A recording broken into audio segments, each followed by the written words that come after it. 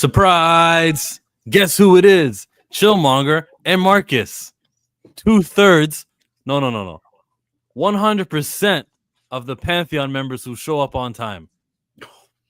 You don't pay for that. Jared's gonna come on here like a man on fire because of that comment. He's gonna say, I had to just pick the right hat to put on my head.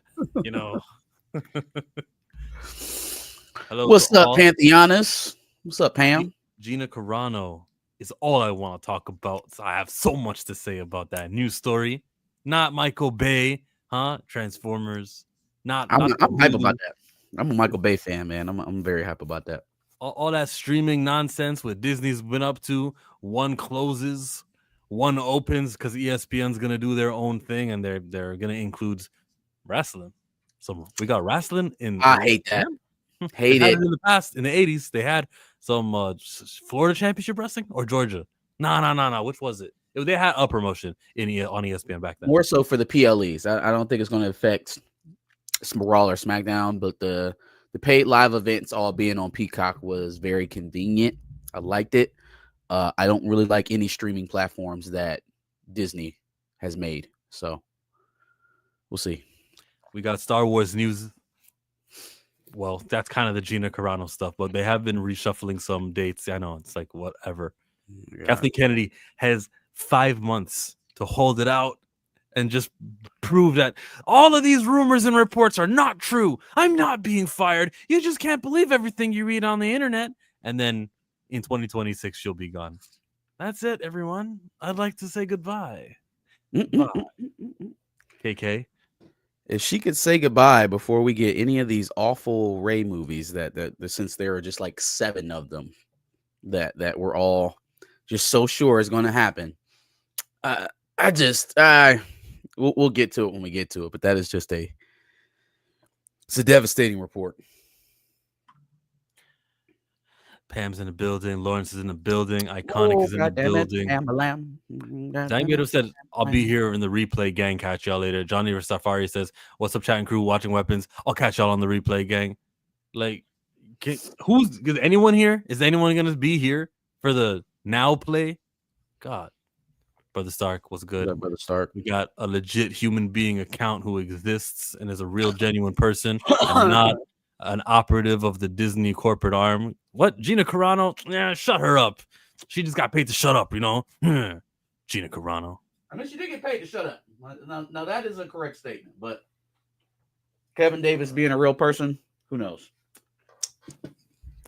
Marcus can put you in check. Marcus, get chill. He's been cutting up in the mornings. Uh-oh, what you been doing in the mornings? Excuse me, Lawrence. Nah. Explain. We need to provide a full essay of what I did. Cutting up implies you've been wilding somehow. Nope. I have not been wild. Did my internet just cut out? My bad. I think I just cut out. I think you're good now. Steve says, hey, yo. Hi, Steve. What up, Steve? I am. I'll see Weapons Friday or this weekend. Everyone likes Weapons.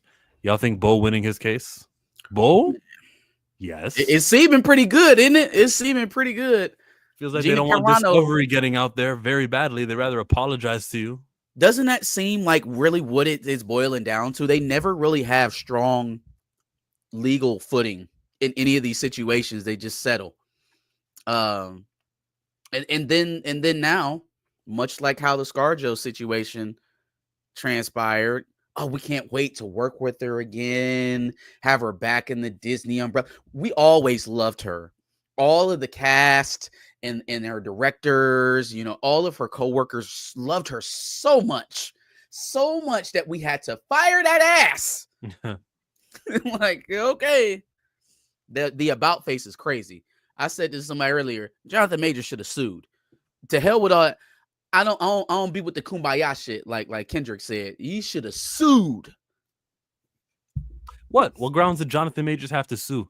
That they have stuck with other actors. Right? He would have that evidence before and after his case. But that they have stuck with other actors in alleged violent acts and stood by them and allowed them to work their opportunities with Disney and see them. Name an actor who's had a case that's gone against them, like a guilty verdict while they were working with Guilty them, verdict. and But they see, the thing continued. is, they didn't wait for a guilty verdict. He was pretty much done. He was dropped by his representation. We pretty much knew he was done with Marvel while he was going through the trial. So like it's kind of like, I hear that, and yeah, Jonathan Majors went through his trial. He got a conviction. You know, if he was fired for cause, he was fired for cause. So then, how do you get They Disney? distance. Say what? So then, how do you sue Disney for that? Like you're basically saying, yeah, you were fired for cause. You have that morality clause and everything. They went to But there court. was no cause at the point that they let him go. Is my point. No, they waited until like 10 minutes after the trial. He was in the car, and like his defense lawyer was like, "You got to check this out," and he read the article saying he was fired. Okay, if that's how it happened, that's how it happened. It sure seemed like the writing was already on the wall by the time that he was in court arguing his case, and we can have that.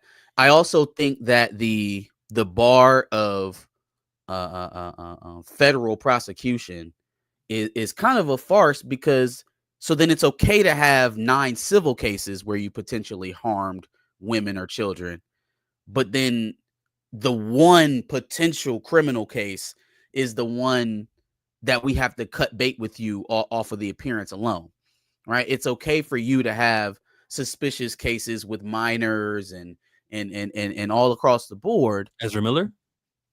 No. I'm sticking strictly with Disney right now, because they've got several actors that they plan to keep working with that have these such cases. They just haven't gone out of the realm of civil, right? They haven't gone to a criminal case, so I guess it's okay, right? Like that's kind of where the arbitrariness comes from me. If you're going to say you're going to fire somebody for cause, the mere appearance of impropriety should be enough, right? Because that's what it was for Jonathan Majors mostly. If you're not going to hold yourself to that moral standard, then what is the point of trying to play moral in these situations at all? It's so easy to point out the hypocrisy of it all. They've got 3 other guys on the roster right now who are continuing to get work. All have allegations. You got Tanakh, you got Captain Marvel's daddy, you got Jared Leto. All 3 of them still going to be working in their projects. The Kamal Khan's dad didn't get recasted. Namor will be back. Kukulkan Khan will be back in some way, shape, or form. And Jared Leto has a movie premiering with Disney in December. So do you really care about that type of shit, or is it just, a little too controversial when it's the black guy? I think actually it's the problem is like the video was out that whole week. It took a while for the verdict to come out. So the video came out like on a Friday, I think, and the verdict came the next week, Thursday. So maybe there was 5 or 6 days where the video of outside what happened, he put her in the car. If you have such morals and so, oh my God, that video should have been enough on that day to go, oh, did Jonathan do that? All right, we gotta cut our relationship with him. If it was about morals, but if it's about, well, a guilty verdict is the guilty verdict, and that's just procedure, then it's procedure. So, but the point of the procedure is the immorality. You guys had 5 or 6 days to sit on it and be like, and like think about what you were gonna do about it. Yep, that's my He says, point. I'm gonna start streaming soon, so we'll be Replay Gang 2. See, I don't like that. I don't like gang. I don't anything gang, anything Ironheart, Riri Williams related. I don't like. What? Because she joined That the he gang. said gang. Yeah, I'm just we gotta cut that one out. Friendship. Gang is friendship. It's camaraderie. Okay, look. What about OG? That feels like everyone's saying when they're talking about the old thing. They're like, "Oh, I like the OG Pokemon. I like the OG, like original gangster." No, let's not use that one. Let's just say like the old school. Also a sign of respect. Also a sign of respect. You got to pick up on the colloquialisms of it all. It's not we got to change. Not, first of all, it will change. If all words meant what they meant at the start, yeah, our language would be a lot different, right? And so context matters. The way that people adapt in language matters. And OG today is a sign of respect. It's not a gangster. I would call most of the older members in my family at this point OGs, and not think of criminality. Just think of a sign of respect to acknowledge their years. Gotta give time to evolve. we say the words like that's cool, and some people have evolved that. And there's some people will say styling. Oh, that's styling. Oh, that's nifty. Oh, that's old people, right? They used to say that. Then the thing I'm fades out. like, is this Canadian lingo? Oh, that looks tough. Oh, that goes hard. Oh, that's cold. Oh, that's dope. Well, that was something older, and I feel like more people say dope again now. It had like 10, 20 years off. But like words are gonna come and go. I'm very happy that OG is about to lose its luster. It's going away soon. To who, fam? What are you talking about? Everyone's gonna stop saying OG. They're gonna start saying, "Oh, that's the classics era. Oh, that's the hardwoods. Oh, those are the yeah." There's gonna be another word for it. OG has lasted from its original form all the way to now. I don't think anybody's going away from OG though. But this is the strongest form. OG just means original. That's how ingrained into the culture it is. I'm telling you, look at the comments. I can't tell everybody what it means all across the country. Okay. Steve, DM me your video. John ain't got no case. Bo and Gina did. Jonathan Majors got dropped except for the harassment for the text and injuries while putting her in the car. Chill wants to speak in old English. Yeah. Thou is English. That's not English. Or I guess so. Yeah. There you go. Maybe old Brits. Sure. Sociolinguistis a la Pantheon. Yes, stamina. In it, nothing beats a Jet 2 holiday. It's nothing to do with criminality. Yeah, it is, man. You gotta look at the roots. It doesn't, dog. Like what do gangsters do? Crime? But again, people aren't thinking original gangster when they say OG today. Again, yeah, I said the roots. I said the roots of the word. Right, but words move on. They evolve. The older meanings kind of fade away. Like it doesn't stick with its original all the time. Okay, so Joey Soul's cool for the colored comment. That was the old color. No, that was the old thing. No. But I'd be a fool not to acknowledge that there wasn't a time where people openly walked around calling themselves colored. Like I'd be an idiot. That's how even though now I know that it's offensive to hear that. So that's you just gave me a perfect example of what I'm talking about. Words evolve. They change. I was going to ask you something though. So I noticed that a lot of Brits call vacationing going on holiday. Is that a thing y'all do in Canada too? Is going on vacation going on holiday, or are you going on vacation? Yeah, it's interchangeable. Yeah, I've never said that. When we're going on a holiday, like that's like an actual holiday. Like we're traveling for Christmas. We're, traveling for a birthday, something like that. Yeah, sometimes you travel for business or pleasure. Do you guys do that? Sure. But it's a holiday either way. Like anytime y'all traveling. I'm on holiday, or you'll get deducted holiday pay or vacation pay. Actually, people say it's not that different. It's all the same. Going on holiday from uni. From uni. Going on holiday from uni. Hey, we have not talked about a damn thing that was on the top. We'll talk about Gina. We did talk about Gina a little bit. Oh yeah, we'll get into that one. Let's do it. But first, a super chat. Money. You just mad because your ass is old. My first thing you do is just pick up the phone. You just mad because you're an OG. The first thing you do is make fun of Dwight Howard. I don't think Canada's slang can be taken seriously. Okay. Can any slang anywhere be taken seriously if you're not from there and you don't understand where the words come from? Any slang is funny and like odd. You can't take it seriously. Why? Why choose violence? It's 9:50. We supposed to be winding down, relaxing, having nice conversations about movies and the such. Came in the chat with $2 to pay for violence. He came for $2 to give his opinion. I am too fly cam thinks Canada's slang can't be taken seriously. Okay. Thanks for the input. Must be cheesing, fam. It's not cheesing. Kendrick got it wrong. What is it? He would have said you must be cheesed, like cheesed. That's so much worse. How is that? How are you gonna tell what's worse to someone You who's should have actually left it at from here? cheesing, fam. You should have Cheese. left it No at one says cheesing, cheesing. fam. The act of making somebody upset is not cheesing. We it's not cheesing without a G. Well, I mean, technically, you need that prefix on there to make it a continuous thing. But I get what you're saying. Y'all slang is y'all slang, bro. You tell me how to say it. You must be cheesed, fam. She'll need no, don't. It's okay.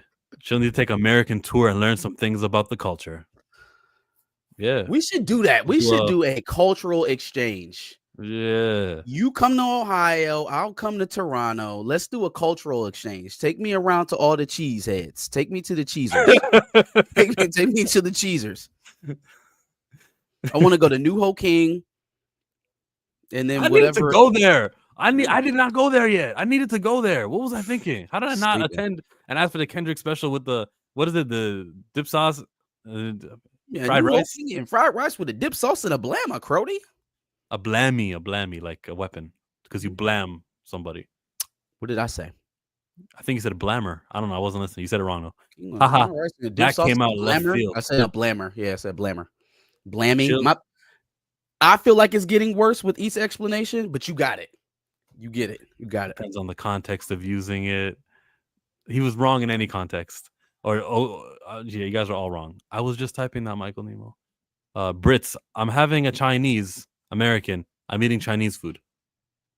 I'm not sweating that. That's cool. That's like when they say football instead of soccer.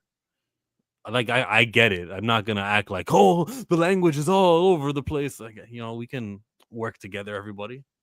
I'm having a Chinese for dinner. Are you having one over? I'm having a Chinese. When are you gonna call chill high yella? Yella? Is that in Ohio? High yella. That's pronounced high yella, as in you have high yellow skin. Thank you. Now I'm sick to my stomach, fam. I know the woman. All right, very good. We got a very international feed on your timeline. Yes. Come on tonight and chill.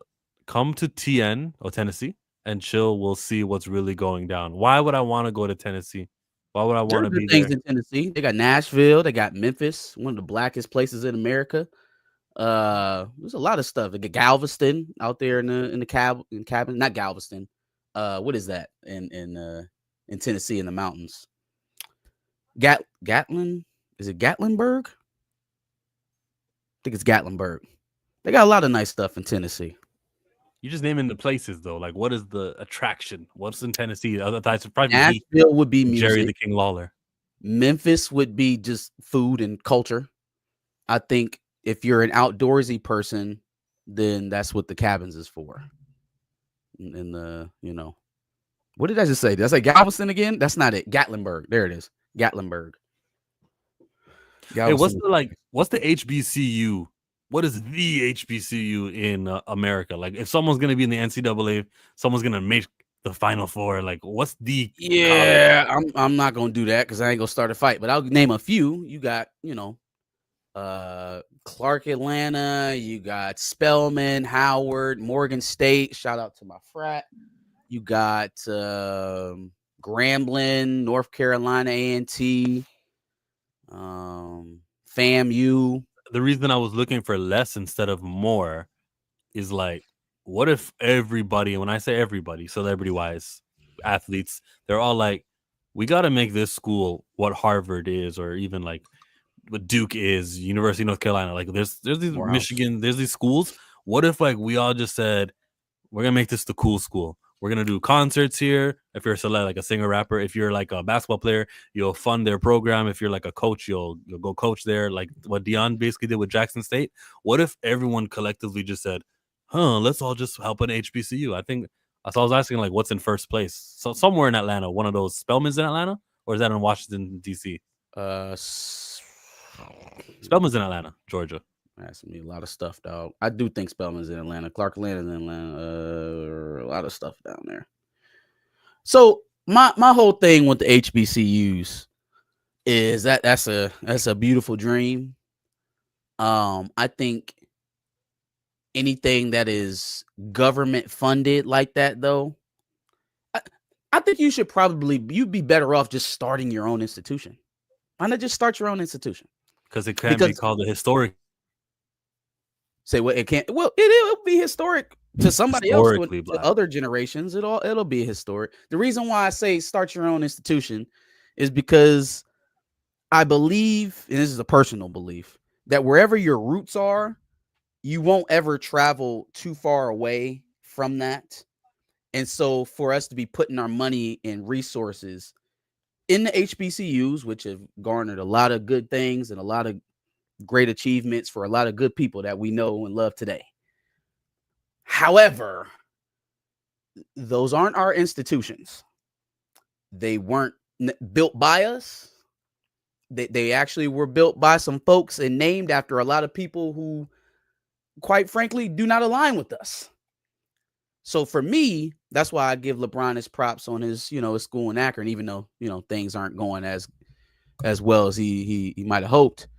But it's still the thought process. Like, let's build an institution to improve on that's ours, as opposed to continuously trying to take the things that were quote unquote made for us and make them successful. I beg your pardon?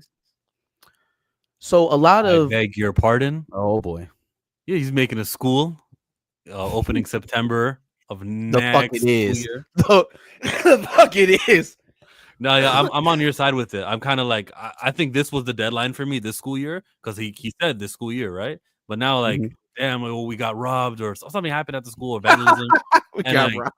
Yeah, some vandalism or something that's gonna take, and now it's coming next September, and then he started asking for money to people. He's and I'm asking like, for cash, bro. Like, bro, send me a donation. I'm like, what? Your bank was frozen and they froze your funds. You don't keep like extra cash around. I don't like. Yeah, to me, it's like, oh, Dr. Umar, nah, this was it. Like, I hope it opens in September, and then I'll be back. Like, okay, he did what he had to do, and I know there's obstacles to trying to create a black school. Everything he's trying to do in New York City, I get it, 100%, bro. Just he'll have me back when the school opens in September of next year. But until then, Umar, especially with the asking for money thing, is like, yeah, Shillmongers, suspend my campaign for now. Fam, that school is never opening. Number one. Number two, let's just walk through the logic of what he was asking about. My bank account is frozen. I'm in the process of getting my bank account unfrozen. Send me money. Send me money so I'll have some money in the meantime. So hold on, fam. Hold on. If it's frozen and it's about to be unfrozen, go sit down. Go sit down and wait. Like any other person. Go wait. And if it's that dire that you need $20 to put in your tank right now, family friend couldn't help you? I was about to say, there's nobody in your immediate circle that you don't have to get on social media to talk to that can send you some money in the meantime. You talking to the public? You asking for gifts and donations? Fam, your account ain't frozen. It's just bad. It's bad out here. Send money to my Cash App. No, sir. I will not be doing that. You are not a verified contact in my phone. I don't do that. What if he asks 2 more times in the same voice? Send money to Cash App. Send money to my cat. Send money to my Cash App. It worked.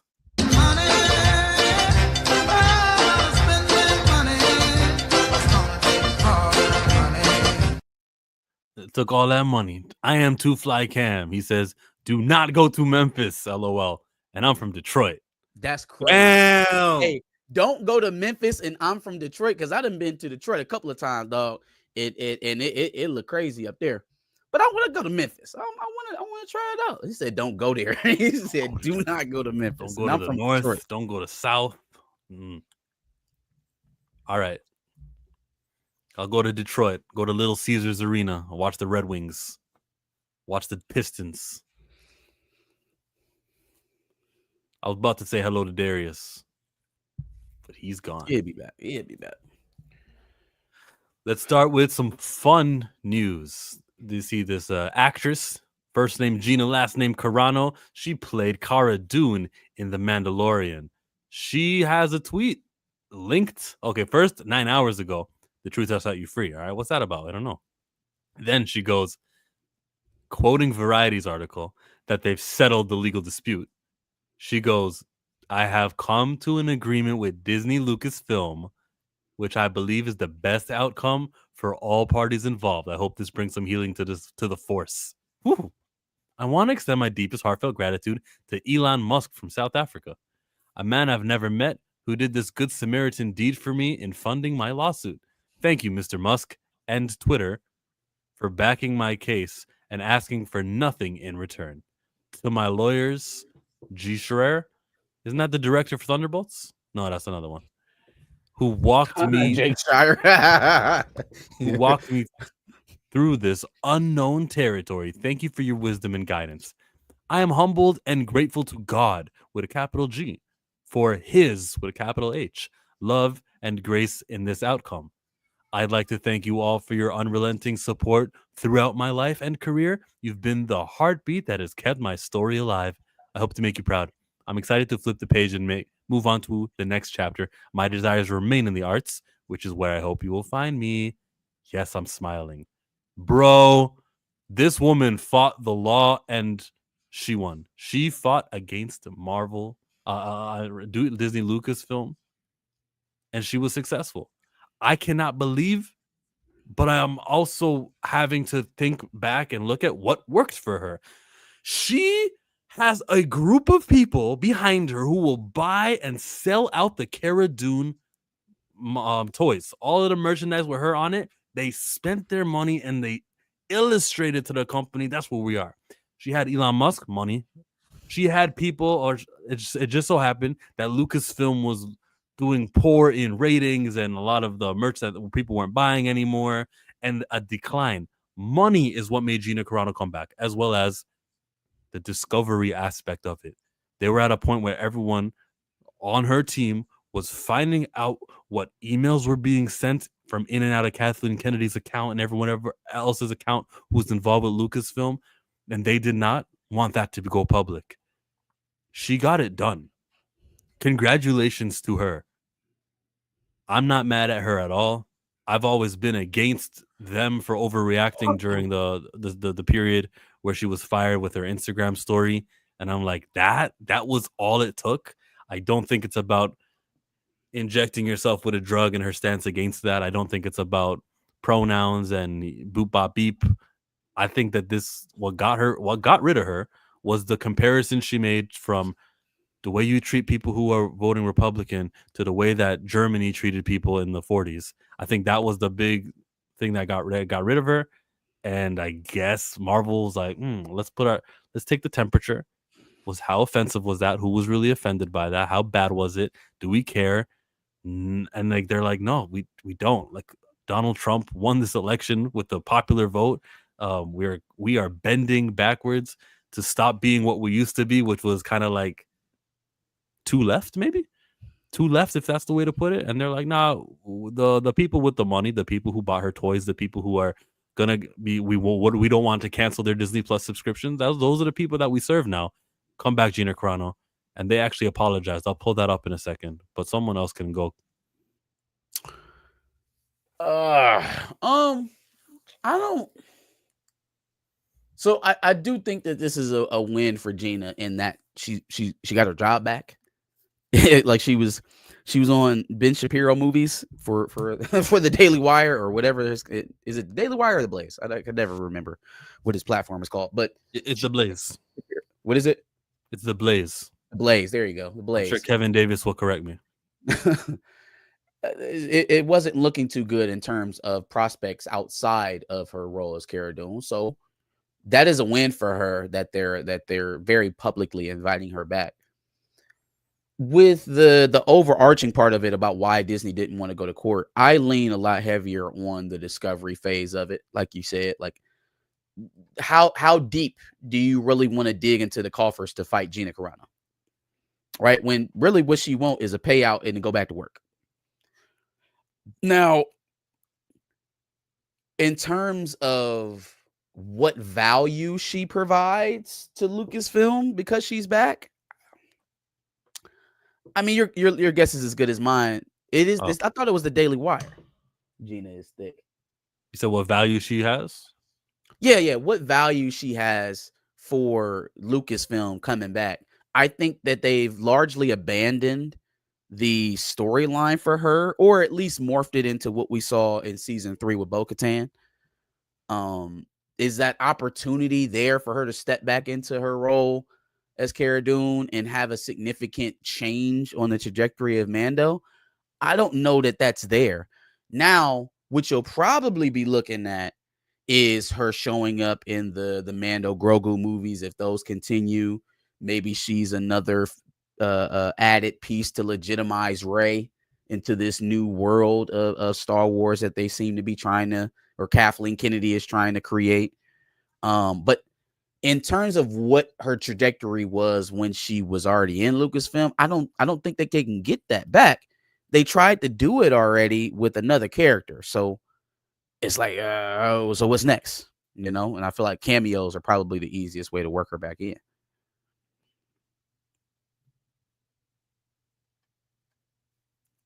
He's trying to go a whole hour without speaking. Look at him. You know that's your cue. Oh, he probably is so tuned out, like he doesn't even know I'm talking to him now. I might not have had anything to say about this. I mean, Cara Dune, I don't think she has a future in Star Wars. I mean, she just... So I guess I'm maybe confused on the whole case anyway. She just sued them, but they settled. So why then would they say, hey, come on back to set now? They said that in the statement, though. Like they're literally saying we can't wait to explore new opportunities to work with her again. Here's the quote. Like you don't come out that strong in the repudiation of what you were saying before about her if that's not what's planned, or at least what was agreed upon. Plus, if I'm Gina Carano, we're not leaving these negotiating tables, and if I don't have a job, what's the point? What is the point? Why would I leave out of here without dutiful employment and a nice fat check? We're pleased to announce that we have reached an agreement with Gina Carano to resolve the issues in her pending lawsuit against the companies. Ms. Carano was always well respected by her directors, co-stars, and staff, and she worked hard to perfect her craft while treating her colleagues with kindness and respect. With this lawsuit concluded, we look forward to identifying opportunities to work together with Ms. Carano in the near future. She's gonna be a cameo in that Star Wars Mandalorian. Yeah. Mandalorian and Grogu are gonna think we need help. And you see Gina Carano coming. Hey, if we hear anything about reshoots in the next 6 to 9 months on Mando Grogu, that's exactly what it is. That's exactly what it is. Yeah, I don't know what her place would be outside of a cameo, because she was supposed to be the leader of the Rangers, of the New Republic. They cut that, canceled that. Cameo. So yeah, more than a cameo, I don't. They'll do like a reaction shot. Something major happens in the galaxy, and they'll cut over to her on her planet and go, "What just happened? Whoa!" And that'll be that. What did they say happened to her, like in the show? What happened to Cara Dune canonically? They never said. I thought he addressed it with the dude Carl Weathers. Grief Carver said on Navarro that she it wasn't for her. Like she's gone from the planet now. There was a line. She's just out traveling. So yeah, okay. As long as they didn't kill her, I mean, it seems like it would be easy to bring her back. Just not in the capacity that she was in the beginning. It seemed like she was gearing up for some sort of spin-off role, or at least an arc in Mando. But we did it already. Like we already did that. So I was, for selfish reasons, hoping she was not going to win. I have an unopened action figure of her that would have skyrocketed in price. Yeah, she's going to get new action figures. You know, that's what's next. There's going to be a new line of Star Wars action figures featuring Cara Dune. Mike from Rogue Comics made a good point about that. There was a lot of speculators who were thinking the same thing that Darius was thinking, like, oh, she's never going to have another Disney appearance. Like this purchase right here might end up being a one-off purchase that can net me $20K, years down the line. If that's not on the table anymore, does it sell the same? The merchandise, I mean. It's going to be the Truth Sets You Free pack. coming out this summer. The truth shall set you free for I don't think so. $29.99. I don't think so because, like, I don't know. I'll have to see, bro. Like the one I had of her, well, the one I have of her, it's not opened, and it's literally why I got it. Because I'm like, she's never coming back. Yeah. I was like, this is gonna skyrocket in price. And now I'm just like, well, shit. Is it just $30? $29.99. You know what I did want though? To go to court. So I wanted to see these secrets come out. Like I really want that. Now it's up to Bo DeMeo. This is up to him to be the guy to actually They gonna fight. settle with him too, bro. He got more of a case than Gina Carano. So if they settle with him and he gets his season 3, wouldn't that be cool? That would be dope. No.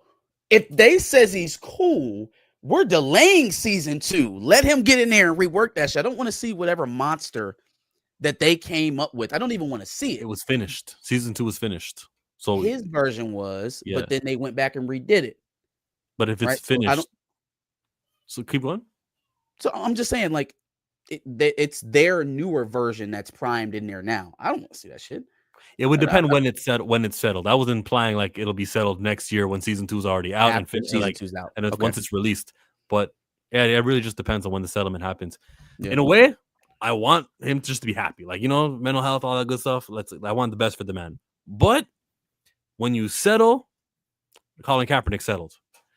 It limits how far you can go with the cause anymore. But yeah, it's just weird. If you don't settle and you end up losing, you see, there's no racism. What are you guys talking about here? You took it to court and you couldn't prove it to 12 people. So there's no racism. It's like it's very iffy. It's a balance act. I think if I'm in the situation and I'm trying to defend myself and my rights and trying to prove that I had these racist encounters and I'm trying to show the discrimination in the workplace and I have to stand it all the way to the end. I know it's going to be pricey, but like I'm blackballed regardless. Unless I can get a deal like Gina got where she gets to have her job back, apparently. Like they look forward to working with her. Unless you can guarantee me that. If you're Bo DeMeo, you're like, yo, your name has been smudging. Like the big studios aren't going to be looking to use you anymore. See, I don't know if it's that far though, because even with ScarJo a few years back in her case, they were trying their best to make her seem money hungry, that, you know, she had made all this money and now she's begging for more when she's getting her solo picture. Like they tried their best to paint her in a certain light. But she's the 2-time sexiest woman alive. Sure. I mean, ScarJo's more popular than Gina Carano in a basic sense. But my point of it is that Disney just never really seems to have strong legal footing in these matters. They come at it kind of like, we're too big for you to fuck with us, so we're just going to go along with it for fuck's sake because we have bigger legal departments, our money's longer, we can afford to sit it out. Knowing the whole time, like, that's the only leg that they have to stand on. We're bigger, we have more money, our lawyers are better. But what about those pictures that he was sending to the crew? What pictures? I don't think that shit exists, fam. I don't think that shit exists. Wasn't there also another studio that had an issue with him, The Witcher, I think? If I'm thinking about The Witcher and issues that they had, I'm thinking about what would he be so hardly going for? Like what was the fight over? Probably him sticking to source material. That's what it was. He said that. Also, if I'm Bo, since we're talking about things that would have been asked for, either you give me the next 3 live action X-Men films or I take this whole thing to court. Ooh, fire Jake Shire. So he's writing them or directing them? Yeah, writing. Okay, yeah. No, we can do that. Let Jake or whoever. He was right there the whole time. He was. How did they fumble Bo DeMeo? He was right there. He's an X-Men. They thought like X-Men is gonna suck. Oh my god, we gotta get rid of him. He has the best X-Men since we had X-Men in animated series. He was right there, and he could have done the movie. Yep. My face hurts. My high yellow face hurts. Could you imagine him writing the live action X-Men films? Be in good hands. It would be pretty good. I don't know what Storm's role would necessarily look like, but or Bishop for that matter. But no. Over and all, I think I have more faith in him writing an X-Men script than I have in Mr. Worcestershire. I still don't believe he's directing it, but maybe he really is, though. They're bringing Shackman. I don't think that he's going to last the 3 years it's going to take to start shooting that film. Like, I think there's going to be other directors who pop periodically in Marvel's runs. I think there's going to be other names that float around. It's going to be very easy to look at one of those treatments that they don't like from him and be like, this isn't working. Let's go on to the next one. That's literally their MO. Now, the thing that gives Shire a leg up is that he presumably already knows what they like and has seemingly pleased them before. So he's got a formula. It's just that, is he going to be the strongest option by the time it's ready to start shooting?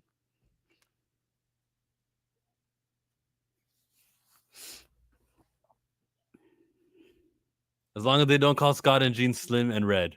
I understood that reference, Rogue. Jesus, imagine people working in that office and saying that type of shit. Oh, I think it's so dumb, so belittling. Let's just not do it. Goodness gracious.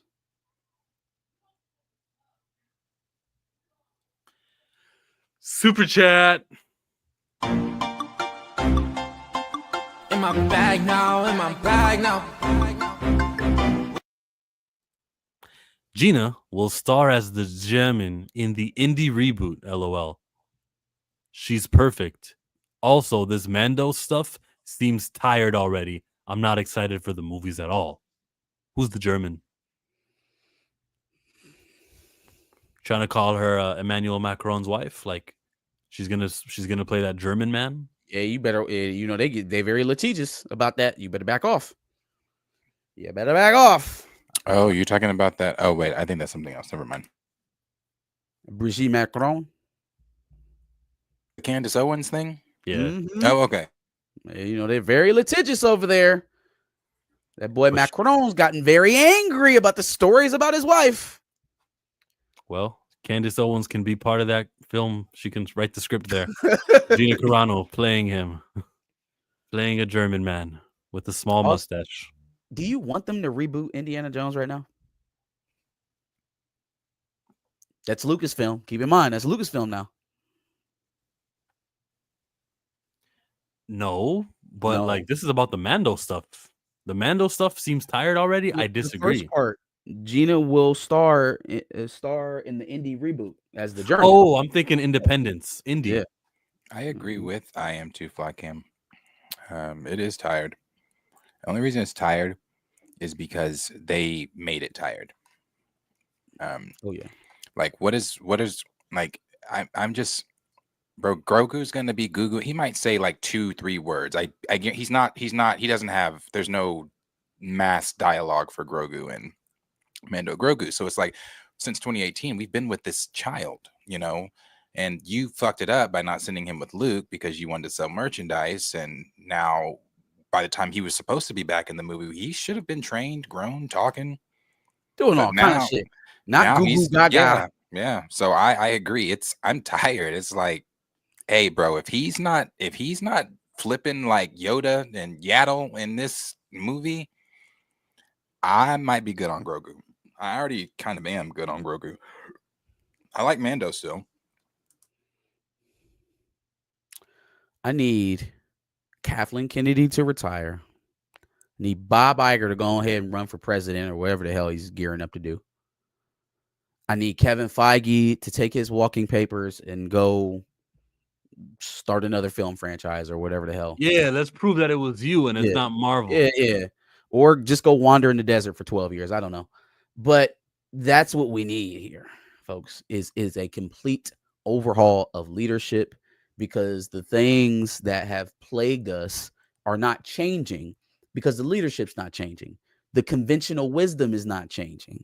The ideas of how to win over audiences, how to win money, how to win box offices is still there, and they haven't broken the mindset, right? Like everything we hear from behind the scenes, everything that we're seeing on the screens is telling us that they don't have a changeup. They don't have a changeup pitch for all my baseball fans. They don't have anything. All they know how to do is throw the heat. And when that's not working, they're a shell of themselves. I think it's time to start at the top and just clean house, man. Just new blood. At some point, the shareholders in this company got to wake the fuck up. Because for too long, we've just been leaning on the reputation of Bob Iger. We've just been leaning on the reputation of Kevin Feige. We've been leaning on the reputation of Kathleen Kennedy and just expecting that to net you some dollars. Hey, listen, man, I'm not the most astute investor. But the one thing I do know is you would like to have that money that you put into it, not just burn away, but maybe grow exponentially 2 times, 100 times, 1,000 times over. And they can't be feeling like that's what's happening here recently. So I think time's up. Curiosity. Sorry. Did you see Josh's take on this today? On the Carano stuff? Not on Carano, just where you were talking about a mass overhaul and things like that. Just where Marvel is. Oh, no. Did he speak on somebody he getting didn't fired? so much speak on somebody getting fired. He just was, Josh goes in and out of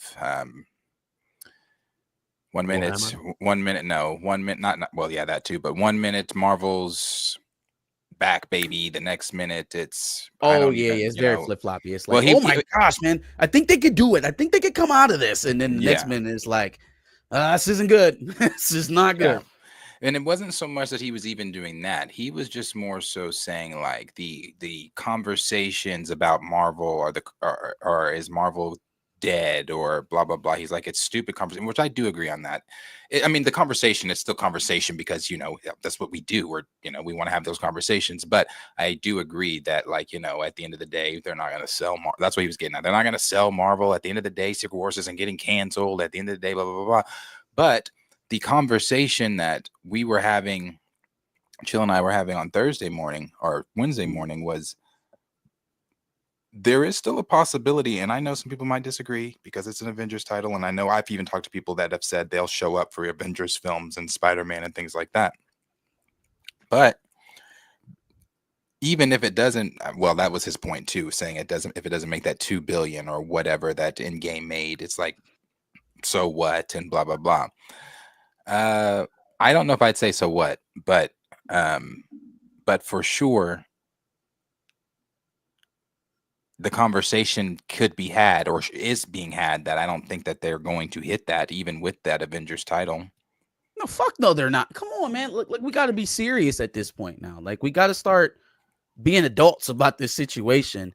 We've given them a lot of room, given them a lot of runway to turn this thing around. Like, we've been saying the same shit to them since Eternals. Since Eternals.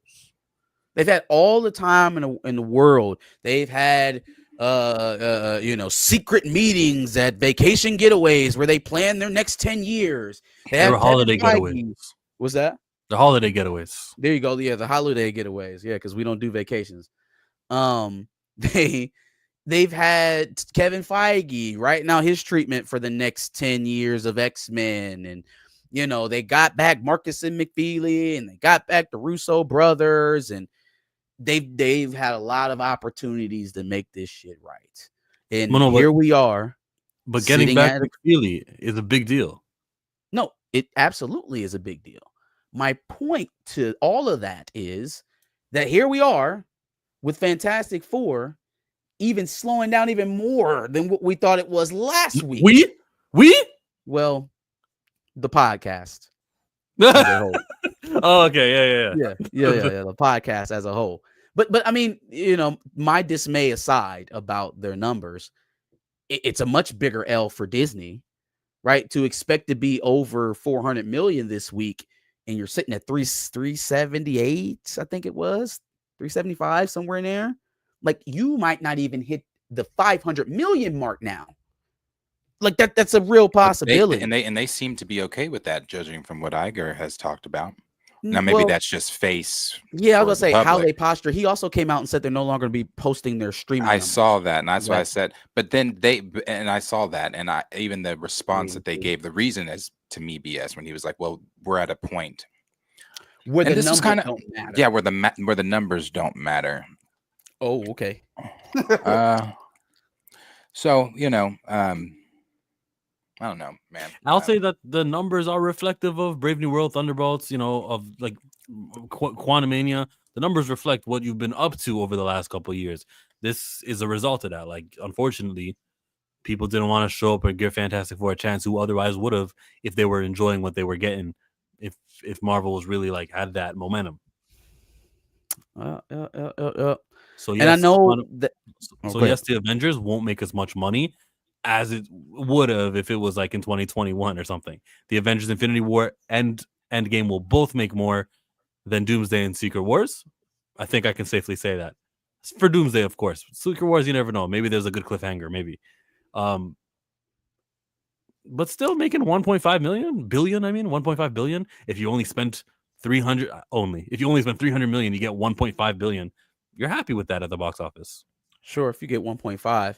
My thing is, though, with them is, okay, so we started out with Disney Plus saying that we wanted to be at, 200 million subscribers by a certain point, and we just kept kicking that can down the line.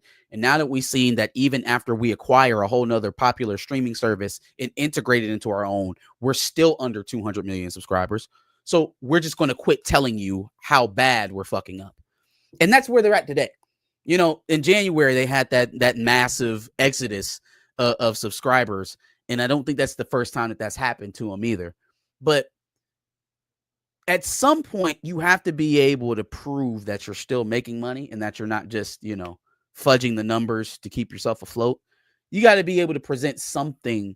If you're the big studios, the MCU, Lucasfilm, like they'll shit out a live action remake and fall into $1 billion every so often. We know that. It's what happened with Lilo and Stitch. It's what has happened with The Lion King, Aladdin. Like they fall into $1 billion with those remakes. Sometimes they even get one with Pixar, right? Elemental caught people by surprise. Inside Out has been very popular. Moana, like they're so full of IP that they're able to hide their failures a lot. But with the bigger studios, right? If you get nothing but constant failure from Lucasfilm, which is what we've been getting for about, what would you say, since the last film? If you're getting nothing but constant failures from the MCU post No Way Home, it just feels like at some point you got to win somewhere. You can't just keep saying, oh, well, the box office doesn't matter. The subscribers don't matter. Well, then what are we doing it for? Yeah, for the first time, remember last week we were looking over Superman got $170 million because of these brand collaborations. Yep, you're right on that. You're basically saying that because we're all reacting to the box office. That's the only reason why this month of all, James Gunn wanted to let everyone know about it's 170 million. Think about the merchandise. And same with Disney. Think about the theme park. They have a new attraction with Thunderbolts, with every new movie that they do. So how do you put a price on that? Everything they do that's new, you'll see new money for it because sure. But when you're putting these productions together, when you're sourcing your films, right, you're not putting up that budget with the idea of making it outside the theater. You're putting up that budget with what's obtainable to earn theatrically. And then if you don't make it up, okay, now it's time to pay these bills and make some more money. Obviously, you're always going to make product. You're always going to have merchandise to sell off of these films. That'll always be there. But the idea is to earn your income or your budget back on the film, the theatrical run.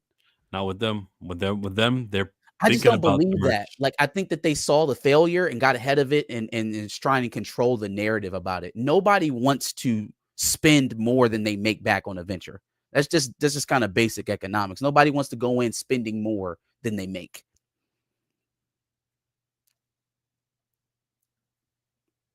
And plus, James Gunn is a habitual liar. So like anything that comes out of his mouth is just questionable.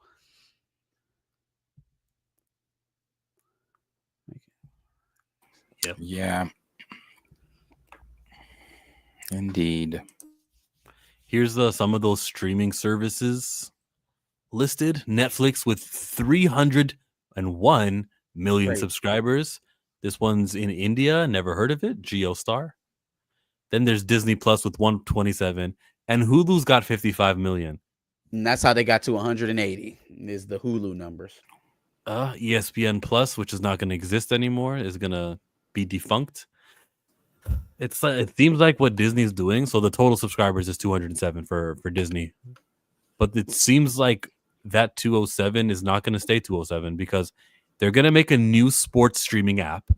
So ESPN Plus is gone. Hulu is going to merge with Disney, and these 55 million may not all convert over to Disney Plus, and some of them already are subscribed to both. I don't agree with the decision to get rid of Hulu and merge it with Disney Plus. But we'll see what happens though. If you guys go on Disney Plus, you know how they've got like Marvel, Disney, National Geographic, Pixar, Princess, and then it'll say Hulu right next to it, I guess. That's interesting. It's a bold strategy, Cotton. We'll see if it works out. I just, from everything I know, the subscribers don't convert over. They'll just go, oh, my subscriptions run out. All right. So if you can automatically think about the price tag for the new ESPN app, $30. I don't know anything about the new app. It's 30. It's going to be $29.99. You get football.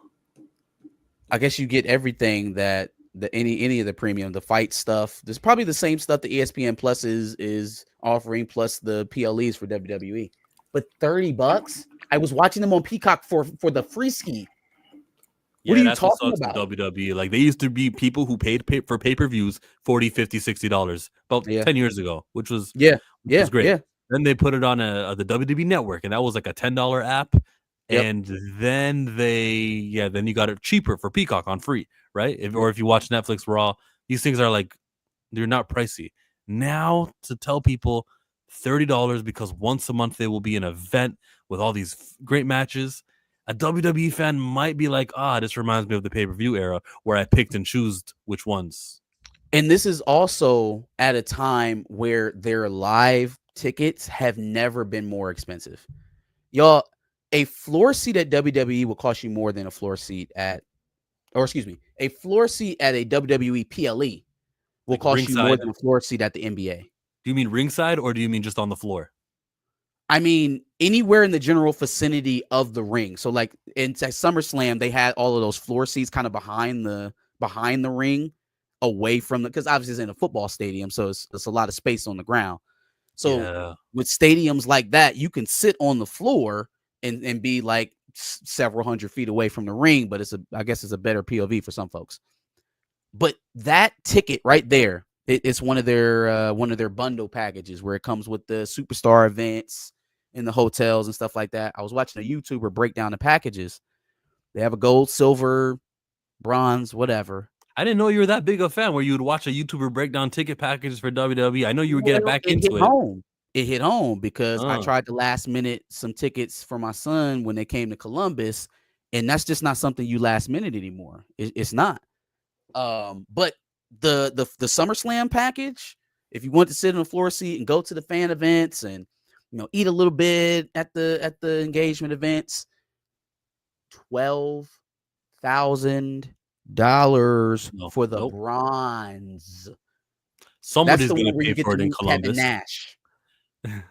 Someone's going to pay for it, though, and they won't visit Columbus often. They're going to hit new markets, and that's what they've been doing. They're going to Quebec City next week. They're going to places they haven't touched for a long time. So when they come, they'll suck the market dry, and you'll be like, oh, well, this is – unless you're in New York, Toronto, LA, you're going to be as a fan going, I don't really – I got to go. And what else comes here? And you do it.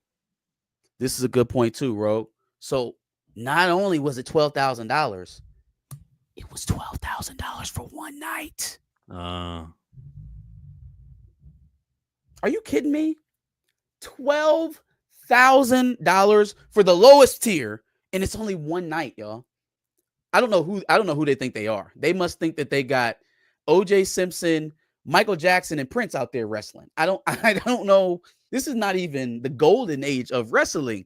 You know what I'm saying? If you still had prime Triple H, prime Taker, prime Rock, prime Stone Cold, maybe you can convince some folks to pay these prices. NBA courtside money for one night of a WWE PLE is outsane. It's insane. It's outsane. It's outsane. Yeah, it is outsane. I was watching Torian the other day, and he was gonna say insane and stupid. He was like, "This is in stupid." I just made up a word. But look, to someone that is their Stone Cold Steve Austin, LA Knight right now is somebody's The Rock. I don't agree. I don't think WWE superstars of today have reached some of them. I'll take that back.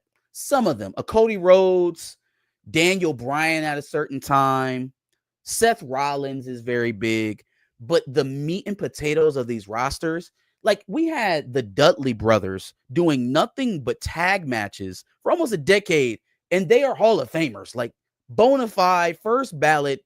I watched another YouTube video today. For the longest, nobody ever kicked out of their finisher of the 3D.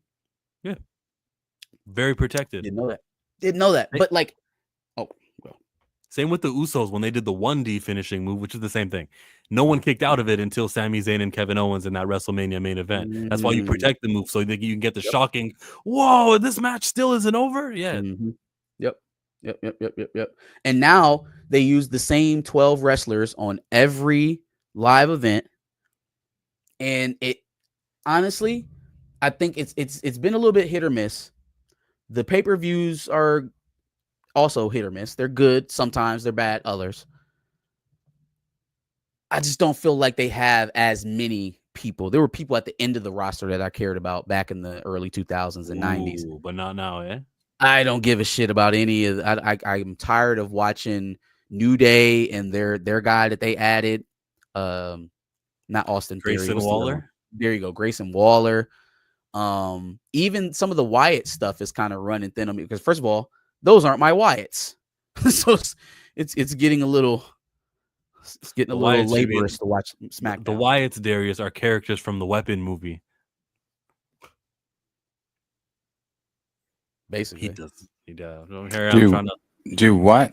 Characters from the Weapons movie that you're hyped about? The Weapons one? That's who the Wyatt family are. They're like wrestlers. Yeah, straight out of a horror. Oh, I didn't even. You had to walk me to that because I didn't correlate that. Yeah, I guess so. Sure. I don't even know. You know Jade Cargill. That's all. You know what? I'm happy you know who Jade Cargill is, and that's the entry point with Darius. When she does something amazing, we'll play the highlight, and he'll say, "Oh, that's cool." That's the most we can get out of him. I hate what they did to Jade at SummerSlam. That's awesome. No, it's we'll not. Talk awesome. About that another time.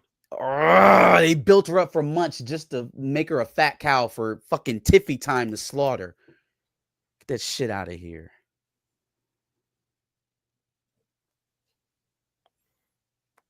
On to the next topic. Well, we kind of were talking about streaming services and everything. So things are being reshuffled around over there in the streaming world.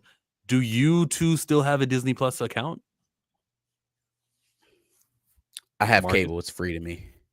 Yeah, you told me that. I should have remembered that. Yes, I do. That's how down bad they are. They're giving it away. They're giving the shit away. Why do you keep your Disney Plus? There's things outside of Marvel that attract me to Disney Plus.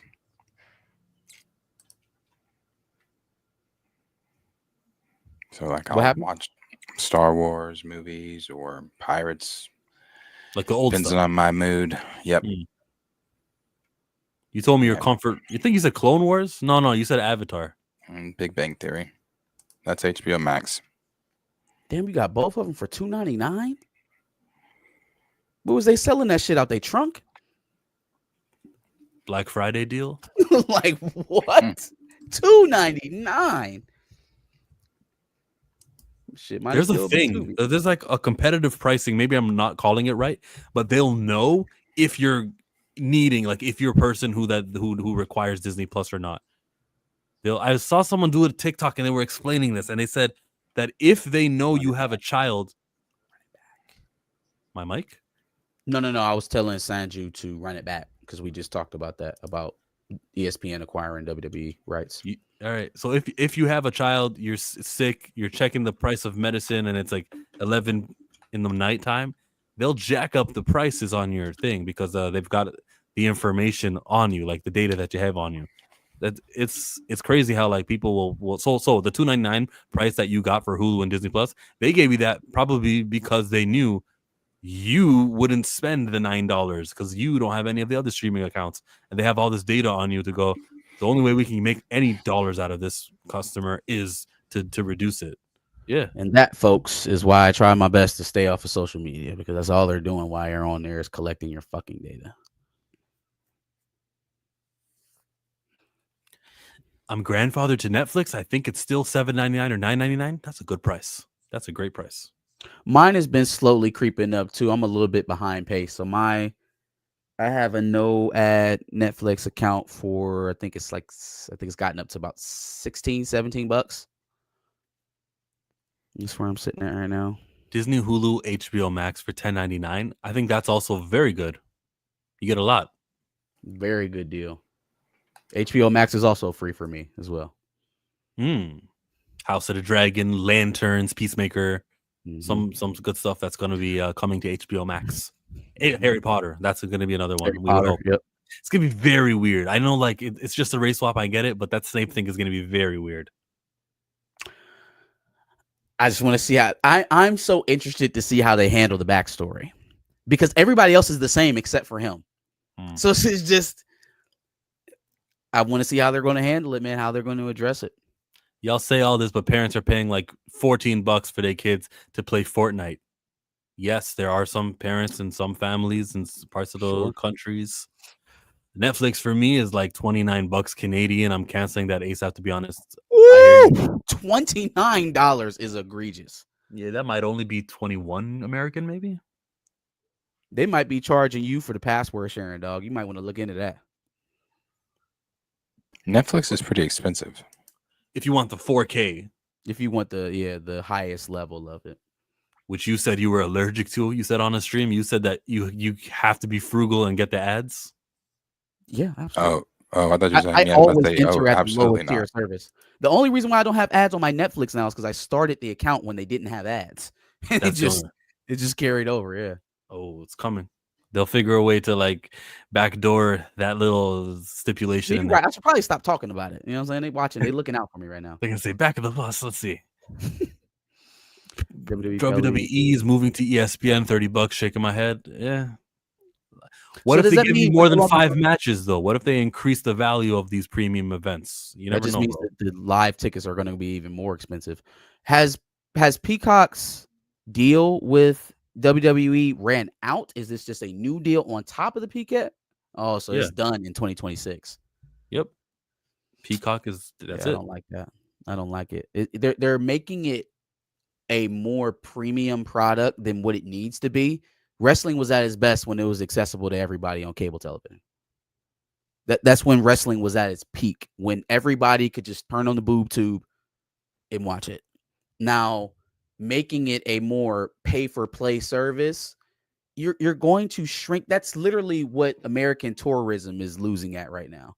Everybody's switching over to nickel and dime models, trying to squeeze every penny out of the American consumer that they can. There are no more pennies to squeeze. So if I'm a sports fan, which I am, and I have to cut an expense, be it college football, NFL, NBA, MLB, do you think that I'm cutting any one of those before I'm cutting WWE? Some people will say yeah. Depends what you're more a fan of. No people will say yeah. No people will say yeah. Some people have WWE above NFL. I don't think. Well, I don't watch NFL, so that's fine. I'm saying if you are a fan of a real sport, you are not. You're not. So if I told you that you can get all of your WWE PLEs, you can get them all, but you got to give up watching NBA for a year. You doing that? That's hard, but yeah, I like WWE more than I like NBA. Your league pass for. I like the WWE more than the NBA. Oh, that feels unique to me. Feels unique. I think most people enjoy the WWE, but they don't enjoy it as much as they watch actual sports. Now, what will save them is that ESPN airs all of those things, right? ESPN has NFL, ESPN has NBA, ESPN has all kind of sports as well. So it's not like you're necessarily missing out. But a $30 price tag to watch WWE now, I think we're going to be missing some pay-per-views. You got to give me like NXT, or you got to give me like a weekly show also, not just the events, not just like an additional one. Like, I don't know what you could do, but There better be a special show, a documentary, or something that is added, like a talk show. All this extra money that you're making off of people, like it doesn't feel like we're getting it back. You know what I mean? Like you're still writing arcs for your favorites. You're still, you're still like, I don't really feel with them splitting up the nights of some of these events that we're getting increased value. Like, if you're filling up the time with Karrion Kross and Sami Zayn, maybe this thing didn't need to be 2 nights in the first place. You know what I'm saying? If Jacob Fatu and Solo Sikoa are fighting for like the 20th time this month, maybe we could have done something else. Disinterested. Darius, you know who Solo Sikoa is, right? Where do you want to take? You said what now? You know who Solo Sikoa is, right? Oh no. Where do you want to take this one? What's the next subject? We touched on Hulu and streaming. We did Gina Carano and Bo DeMeo. Where are we going next? Star Wars. Oh, Star Wars. All right. Let's talk Star Wars. Just talk about the Rey movies. Woo! All 7 of them that are definitely happening. Hey. They're coming. Darius? She's coming. No, she's not. I will Seth Rollins that shit as fast as I can. We're talking Star Wars. We're going to jump over to our friend Star Wars Meg, talking about the update, the big changes, the reshuffling. This was 2023, remember? When we saw all of the new, things that we were promised. We were promised things in 2020, and here comes a change. And announced the upcoming slate of films, but half of those are no longer really priority for Lucasfilm, and that's what we're going to talk about today. So as we know, there are 2 Star Wars movies we know for certain are going to happen: The Mandalorian and Grogu in 2026, and Star Wars Starfighter in 2027. Mando and Grogu is good to go. The first teaser trailer should be coming in the next few months, sometime this autumn, and Starfighter is getting ready to shoot, and we've already had tons of casting updates. In my last video, we spoke about Matt Smith. But in terms of the others, in terms of what's coming after those, we really don't know. And it's never about quantity. I'm ready to take on the next 2 movies and see how those go. But Lucasfilm themselves are the ones who overpromise. They're the ones who come up with these enormous, decade-spanning plans, and they never follow through. And it's going to be very interesting to see which of those they've announced are actually going to get made. The Mangold movie, Filoni's Mandoverse movie, which is separate to Jon Favreau's one, Taika Waititi's film, the Simon Kinberg trilogy, the Rey movie. But today we seem to have confirmation that Lucasfilm has changed their minds once again. Some of the original 2023 movie slate has been deprioritized, and that comes in the form of James Mangold's Dawn of the Jedi. He's writing it with Mo Willimon, who recently confirmed the movie is still happening and the writing process is going really well. But it seems like it's no longer a priority for Lucasfilm. According to multiple sources, it was meant to be the one after Starfighter, so coming in 2028 or 2029. But I don't think that's the case anymore. According to a fresh update, James Mangold's going to move on to other things first. He was tired of waiting around for Lucasfilm to give him the green light. And so, I think another Star Wars movie is going to fill the 2028 slot, and I have a pretty good idea of which one that's going to be. More on this in just a second, but the big update is this. Deadline have reported that there is a strong possibility, so not confirmed, but a strong possibility James Mangold is going to reunite with Timothée Chalamet on a brand new motocross heist movie. It's not for certain, but if it happens, it could signal really bad news for a Star Wars movie, and that might be pushed back, similar to the movie by Sharmina Obaid-Chinoy. And so one by one, the original movie slate announced in 2023 is being nullified. And to make things even stranger, Rogue Squadron by Patty Jenkins could be back on the map. She's still adamant it's going to happen. I actually want to see that one more than I want to see the No, James you do Mangold. not. What? No, A you Rogue don't. Squadron, if Starfighter works well, this will be the same things. They're up in their ships, they're fighting. This will be good. Chill. What was the last Patty Jenkins project you watched?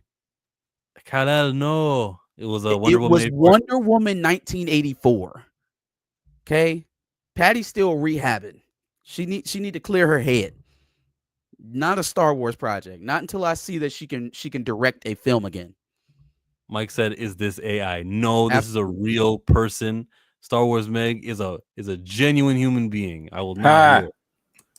And just a few days ago, we got the working title for the Taika Waititi Star Wars movie, and that one was announced in 2020. So there might be a lot of changes happening. Movies we thought were dead could be coming back. And on the other hand, movies that were more or less a certainty to happen at some point are being pushed back. The Mangold one would be a massive loss. Based on the expanded universe books and comics, they can do so much with Dawn of the Jedi, 25,000 years before Episode 1. In terms of canon, character. Okay, she just gives her opinion from there on. I think that's enough video. But So let me like, get this straight. what? They delayed Charmaine Obaid-Chinoy and Mangold to bring back Patty Jenkins and Taika Waititi. That's the report. That's the point. They delayed Charmaine and James Mangold Yeah, for deprioritize Taika and Patty Jenkins. because Taika's idea would be better. I can't take this shit, bro. I really can't take it because it's so comical. It's literally what already happened to Taika Waititi and fucking Patty Jenkins. They got moved out of the way. It was all the rumors, all they got their stuff canceled. We're not doing that anymore. What we're really doing is this Dawn of the Jedi thing. And then we're gonna have this Rey movie with Charmaine Obaid-Chinoy. Are we literally just shuffling? We're just shuffling creators around. We don't really know what the fuck we're doing, but what we do know 100% is going to happen is that 7 Rey movies over the next 10 years is absolutely going to happen. Okay. Without a fact. So what I'm hearing is Kennedy wants you to know that she's not just canceling Charmaine Obaid, Chinoy, and James Mangold for nothing. It's because we got the old stuff coming on. So let that sink in. Let it be known that those are coming back. So it doesn't feel like I'm just, canceling. I'm not a canceller. The problem is we weren't excited about them old shits either. Them old ones wasn't hitting either. We weren't excited about a Taika Waititi Star Wars movie. Yeah, I don't have the Taika Waititi hate everyone else has. I remember he did the finale of season 1 of Mandalorian, and he did Ragnarok. It depends on what the story is. It depends on what he does with it. So I can't judge that one yet. We haven't seen it. Darius, how do you feel about the Taika project? Oh, it's not just the Taika project. It's all of the projects. This is why I try not to rage out every time, even in the mornings when we talk about Star Wars, because I'm the place that some people are at with Marvel is the place that I am at with Star Wars. And it's because they have no clue what the fuck they're doing. Yeah, you've got in 2020, Patty Jenkins is maybe doing something. You got 2021, nope, she's gone. You got 2022, Whisper, she might be coming back. You got 2023, and with each of those years, every director has their own little slot with a story, like, oh, well, this happened with this, or well, this happened with that, or we took this off the table, or Kathleen Kennedy's leaving. Nope, joke, I'm staying. John Favreau's leaving, and all this kind of stuff. It's just like, this is why when people say, what project would you like to see done in Star Wars? None of them. I don't want like people like Mace Windu show. No. I'll take that. I don't want any of it under this regime, even if it's Bryce Dallas Howard. I don't want any of it under this regime because they don't have a flying clue of what they're doing. When we're talking an Obi-Wan Kenobi season 2, what is he doing? Why are you messing with him? He shouldn't be doing anything but sitting his old ass out there in the dunes watching Luke. That's it. Occasionally coming across Chrysanthemum. You know why they're talking about Obi-Wan Kenobi season 2? Because of Andor. Because Andor kicked the ass out of any other thing that was on Lucasfilm's television. So they're going to try and put that Andor stank on Ben Kenobi in season 2. Mock my words. If they have a season 2 of Obi-Wan Kenobi, it will mock the tone. I wouldn't even be surprised if Tony Gilroy went and brought on to help to help craft the project, because no light for episode 1. He loses his lightsaber. He spends the next 5 episodes trying to find it. Oh, okay. So it'd mirror season 1. When did he finally take out the lightsaber in season 1? No, yeah. It was a while before he finally took the thing out. And then, even then, But it's star power. That's why they're using Kenobi. it didn't work the first time, though. It got views. It worked in that way. Okay, I'll give you that one. It did get views. It worked, but the conversation, the division that it caused, I don't think that you don't get those same views that second time around. It's kind of like we were talking about the other morning when you were like, "Well, what if they brought Palpatine back again?" People are like, don't get me wrong, bro. Please do. I love Darth Vader. That's my favorite character in Star Wars. It's really close with Palpatine. I go back and forth, but I don't. Can we move? Can we get away from the Skywalkers? Like there's so many other people that we could be circling around to and things like that. Now, when Hayden Christensen says there's a lot of story left to tell with Vader, and he would like to, there are some things I would like to see with Vader. I would like to see some of those things brought to life. But again, under this regime, I just don't trust them. I don't trust them. And it's not even like Dave's there. People are like, oh, well, Dave's there. Yeah. Well, Dave's been there, and shit's still been. Nah, Shit. Dave's never been there from the inception of Acolyte, from the beginning of Andor. Dave wasn't there from the start, like he's going to be for a lot of these new Joe, things. we had this conversation the last time. Dave had the conversation with Leslie Headland about Plagueis. So he knew. He knew.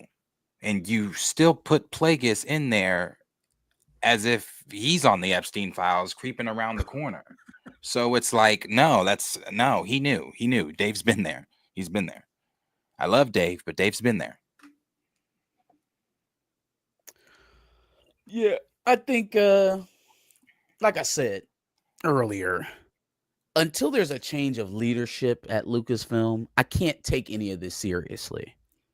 It's too much up and down, back and forth. There's no.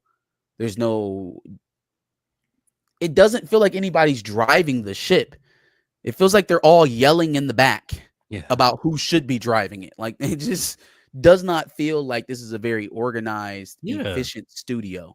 And that's what this was, though. This was, let's prove we're organized. Let's have this release that after 2028 and 29 and 30, these are the things that are coming so that we look organized. On my way out, this will be her last year. So we believe, so has been reported that she's on the way out. It is August, and there are 5 months left for her to. Who did they look organized to, though? Like, I don't know. Whoever this is meant to convince that she has everything under control and she's not just canceling Sharmino Baitshanoi's movie for what's it called? For Rogue Squadron. Patty Jenkins and Taika Waititi. Well, that Sharmino Baitshanoid doesn't need to do hers at all. Because it's about Rey, or because it's with her directing. Because what? Why shouldn't she do it? Oh, because I mean, when you're up there on the stage or whatever stage it was, whatever event she was at, when she was like, Star Wars has never had any powerful women. Hard stop. I like to make men uncomfortable. Yeah, get off the stage. Get off the stage. She likes to make men who are oppressive uncomfortable. I don't think she meant all men ever. Not what she said. I take people at their word. Man. If you mean something, you should say it. I hate that whole, oh, well, if you were offended by my statement, that means you're the wrong type of man. No, that means I speak English and I took you at your word. I'm going to side with you because I believe you got to pick your words correctly, especially in this age. But the context of that ceremony, that what her filmmaking and everything, I think I know what she meant by men. But sure, yeah, be more better with words. What was Darius saying? What was your question? Oh, just because she was like, there's never been any strong female, and then the other statement that Marcus added, but there's never been any strong female characters in Star Wars, and it's like, okay, well, Padme and Princess Leia. Yeah, what Star Wars have you been watching? Change of leadership, folks. The only thing that's going to make this stuff better. Oh yeah, and Rogue Comics. Yeah, I know the Star Wars community is member since 2002. So yeah, I know how divisive this community is.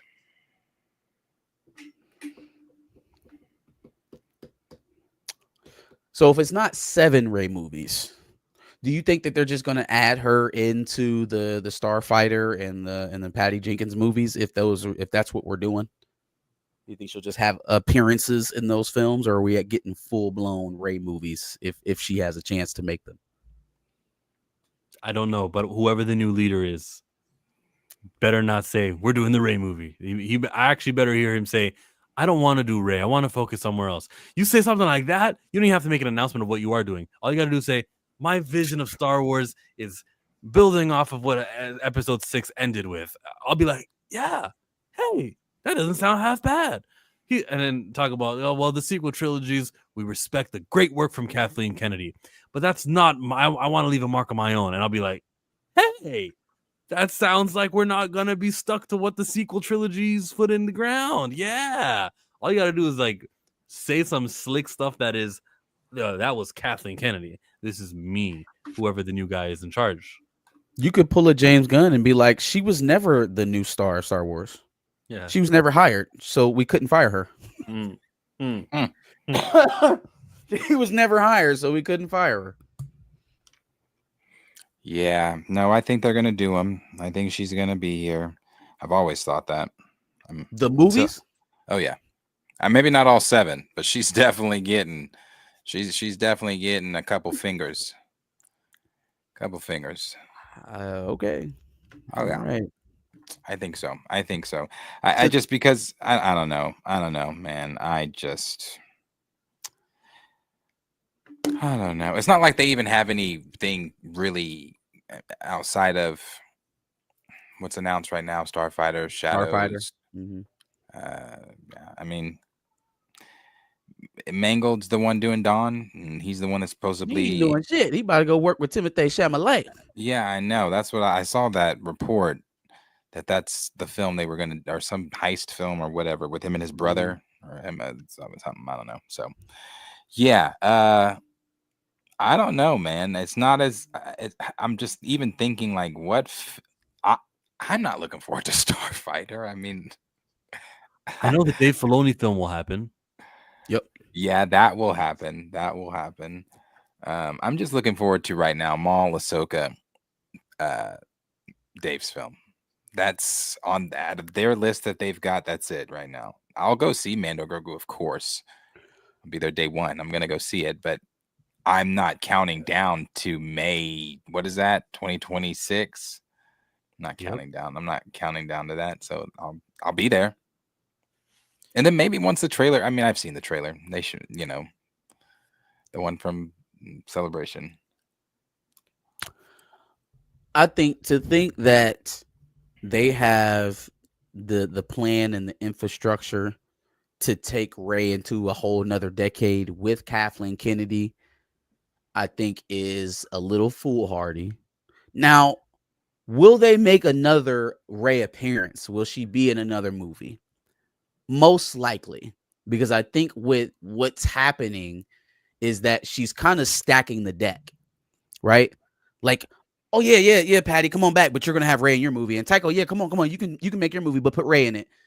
And the Simon Kinberg movie is gonna be featuring Rey, and the Starfighter movie is gonna be featuring Rey. Like, if y'all not gonna let me get these movies off, I'm going to greenlight all of the treatments that include Rey, and then those movies are the one that get added to the pipeline.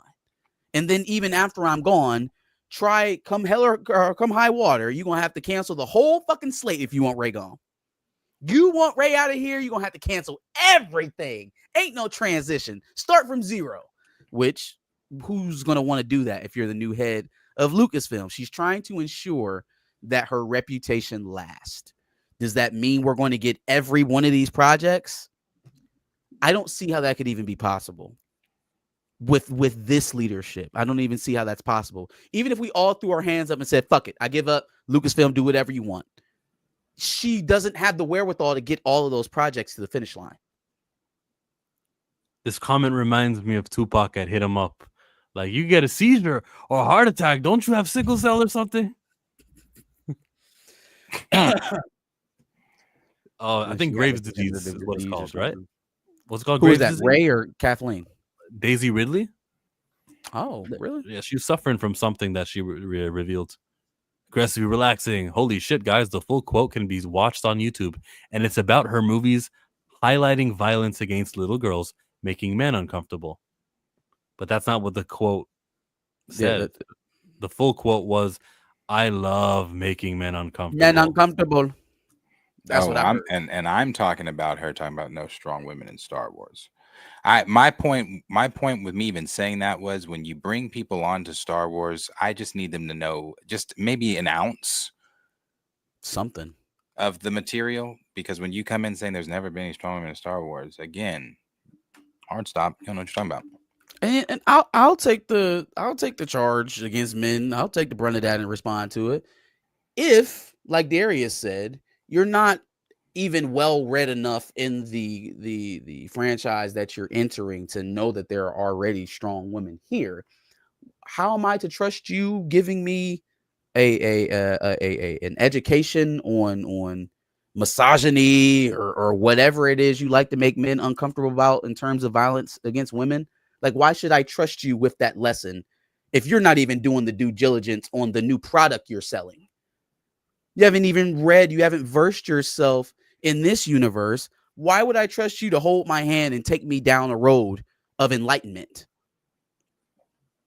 Are you kidding me? She's perfect to write X-Men 97.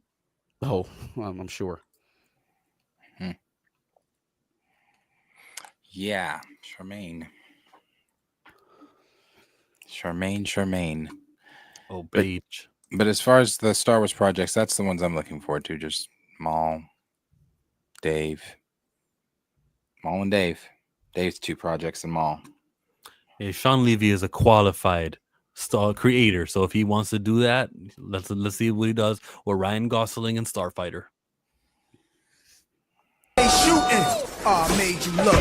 You a slave to a page in my rhyme book.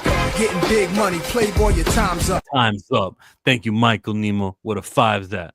Imagine a male director being hired onto a 70% female audience franchise and says he likes making women uncomfortable. Ooh, what do you got to say to that? Aggressively relaxing. Imagine that. Now, is it 70-30 go over well between men and women? I didn't know it was that severe, that extreme, like 70-30. That's how many male fans show up for Star Wars compared to women.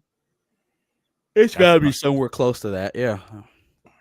It's a male-dominated franchise, man. It's always been that way. I don't even know why it's that confrontational. Now, it's not like there aren't women within the fan base. It's not like there aren't strong female characters within the lore. It's just that fantasy is a typically male realm to sell to.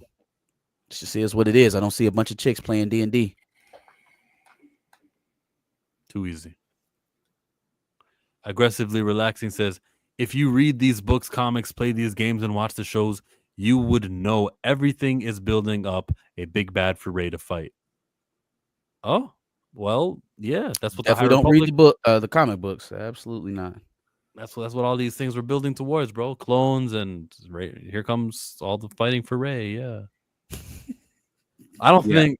I aggressively disagree. And the reason I do on that is because I do read the books and I have read the comics and I do watch the shows. I am as I've said many times, a bigger Star Wars fan than anything that we talk about. So when I say I'm disconnected, it's coming from a place of a huge, massive fandom for the franchise. And no, I disagree with that, because in those books and things, sometimes that one book can lead, or that culmination of books, if you're like reading the ones, for example, if you're reading the Dark Empire, the Thrawn series there, that leads to Thrawn, nothing more than Thrawn. So there's not always a big bad that's like the bigger bad or boss that you're leading to. And if you are going off that metric, then she's already done that. Her big bad was Palpatine. It was Palpatine. Yeah. How much of a bigger bad can you get? Yeah. If we're going off that metric, she's already done that. Her big bad was Palpatine. And not only that, as I stated on the last time we talked about this, me and Chill, they have completely botched everything with that. Even if they were building more to a bigger bad, you already spoiled it. You already fucked it up with somehow Palpatine returned. What are you going to do? Have Palpatine return again? You killed somehow Snoke, Palpatine returned. who was much cooler, in my opinion, than somehow Palpatine returned. And then you tried to have Palpatine return by botching what you're talking about from those books and comics and things, by botching the cloning story that he goes through. So no, they killed the main villain in the second movie of a trilogy, and that's Kathleen Kennedy. You get to do a movie, then you direct a movie, then you direct a movie. Yeah, that's how trilogies work. You can write whatever you want, and you can write whatever and then you write what you want. Trilogy. 3. I was like, maybe he's not dead. Like maybe, but then I saw he cut him in half. I was like, no, he dead. No, he dead. He dead for real. Shoot, what was I gonna say though? Franchise says he likes women making uncomfortable. No, I said it already. Yeah. Oh, this is what I was gonna say, because you were like, they're building up to something. You know what would be cool though? Like a Star Wars movie that introduces a new threat within that movie. So what if they're building up to something with teases and hints and stuff like that? Yeah, bro, I would watch a Star Wars movie with a brand new guy who just got his Force abilities, and he's like, "This is great." And then like he force pushes the wind to steal an apple, and he's like, "This, oh my god, this is awesome." He force pulls, he force does this and force does that, and he's like learning basically the wrong ways, and he gets more corrupt. That could be the beginning of that. Could be his backstory. That's a montage of just where this guy, how he gets to the dark path, because he had no guidance, and that's why the Jedi are so important. And when we got this guy who's now a villain versus some good guys who maybe knew him in childhood, and they were like, "You can't, no, you gotta stop," like, we can bring you back. Like, that would be very interesting to me. A brand new character doesn't need to be built. Well, they're building up to it, so we got to commit to continuing with Rey. The audience will speak, has spoken, and because of the Gina Carano settlement, it feels like they're listening to the audience of Rey hating men, and I think that we're not going to be getting Rey. I think they're going to keep kicking that can down the road further. And I'm going to say this, like I say it every time. You don't even have to do all that. Like, you don't have to bring in no convoluted story like, oh, this guy is, and then this, and then go, and then we can do this. You have literally, as I've said, 12 plus years of content if you would just dip your hand in Legends. That's all. You don't even have to make up characters. They're already there. The story's already there. All you got to do is find a director. You want to tweak some things in the writing just a little bit? Sure, fine. Story's already there. There's stories there. You don't have to bring in people to make up stories for Star Wars. They're already there.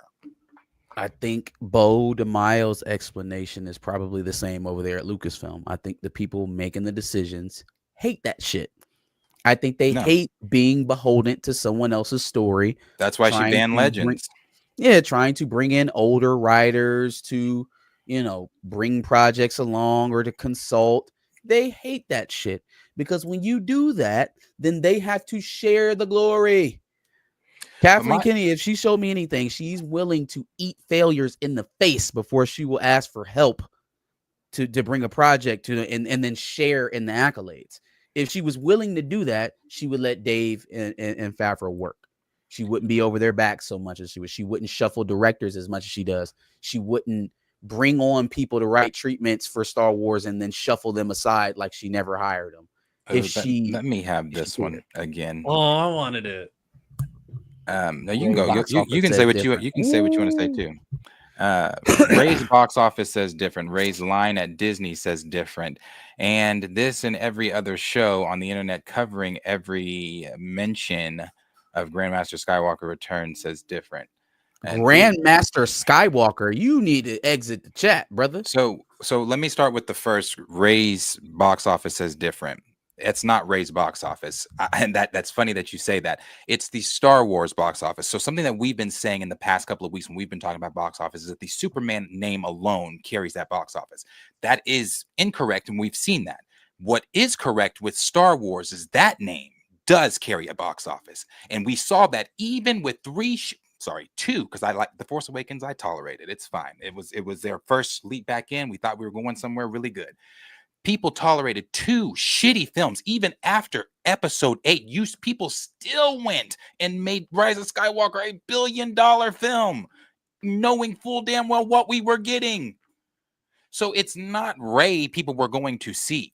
People hate Rey. I don't know if this is known. People hate Rey. You can literally YouTube videos. There's a video, a famous video that has gone viral of the people in the theater watching her say at the end, "What's your name?" And they say, "You better not fucking say it." Oh my God, that's not her name. Because people hate that. She's not a Skywalker. You made this character up and then made her one of the most important, a part of the most important family in the entire saga. No, so people hate. So it's not her carrying the box office. It's literally the name Star Wars.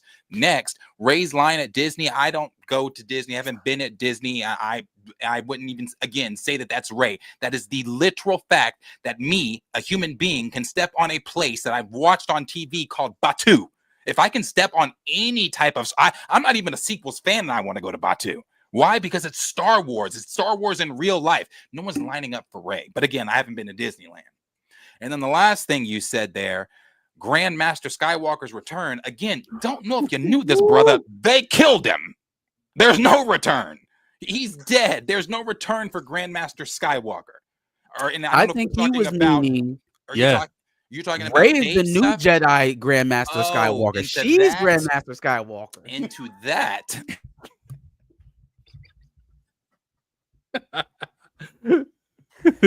Hey.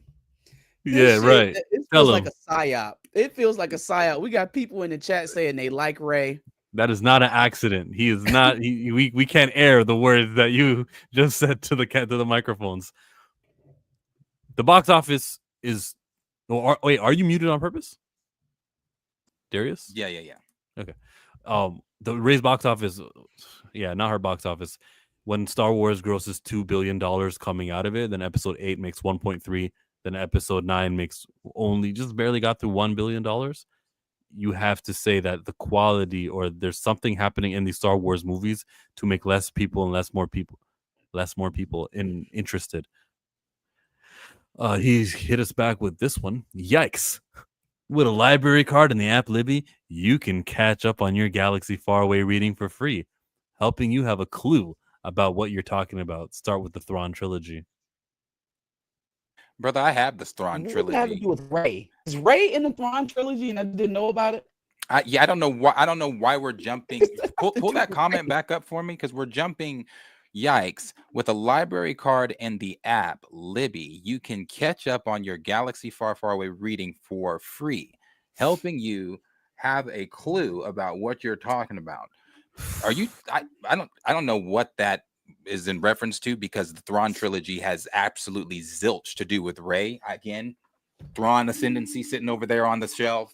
We can go through Dark Empire. We can go through where you want to go with Thrawn. So I mean, I know my Star Wars. I know my Star Wars better than I know my actual U.S. history.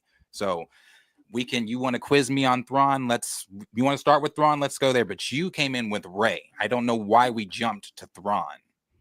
Did we jump to Thrawn because we're actually jumping to a likable character that has books that we can actually read about? Yeah, let's see. What was the Thrawn line like when you went to Disney World? What was it compared to the Darth Vader line? What did the Rey line that you're talking about compared to these other great characters? What was it compared to them? Because I don't know. And that's very subjective and it's not like fact based. And there's no website I can see to what the line up for Rey is.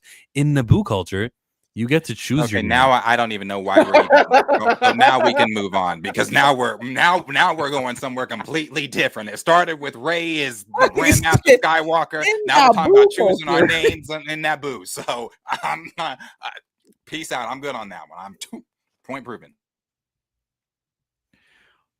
Michael Bay. So we read that Michael Bay is exiting Netflix's Will Smith action film Fast and Loose. The streamer is hoping for a 2026 shoot for the feature. Previously had David Leitch attached to direct.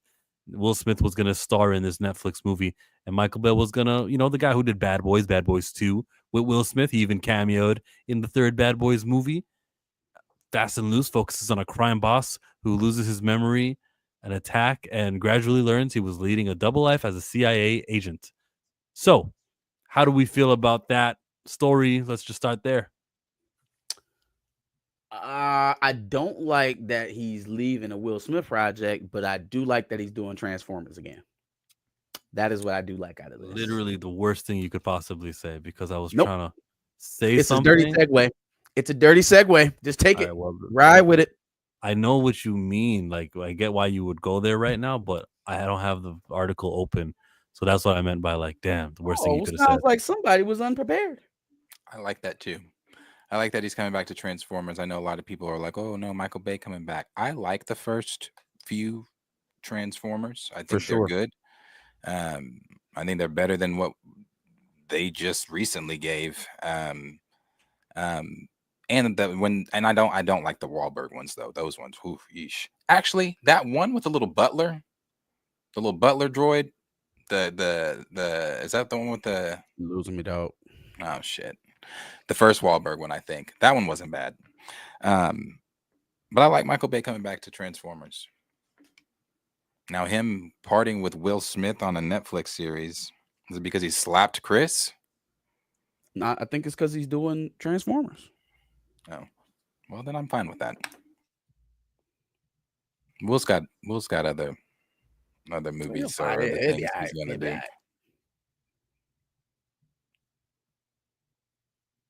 Didn't the guy that plays Optimus Prime's voice in the originals, did he pass recently or retire? Something I saw on that. Maybe not. I don't even know who his voice is. Who's his? I know it's the same guy though. Well, you got to start there. Get him back. We bringing back Sam Witwicky? Oh, absolutely.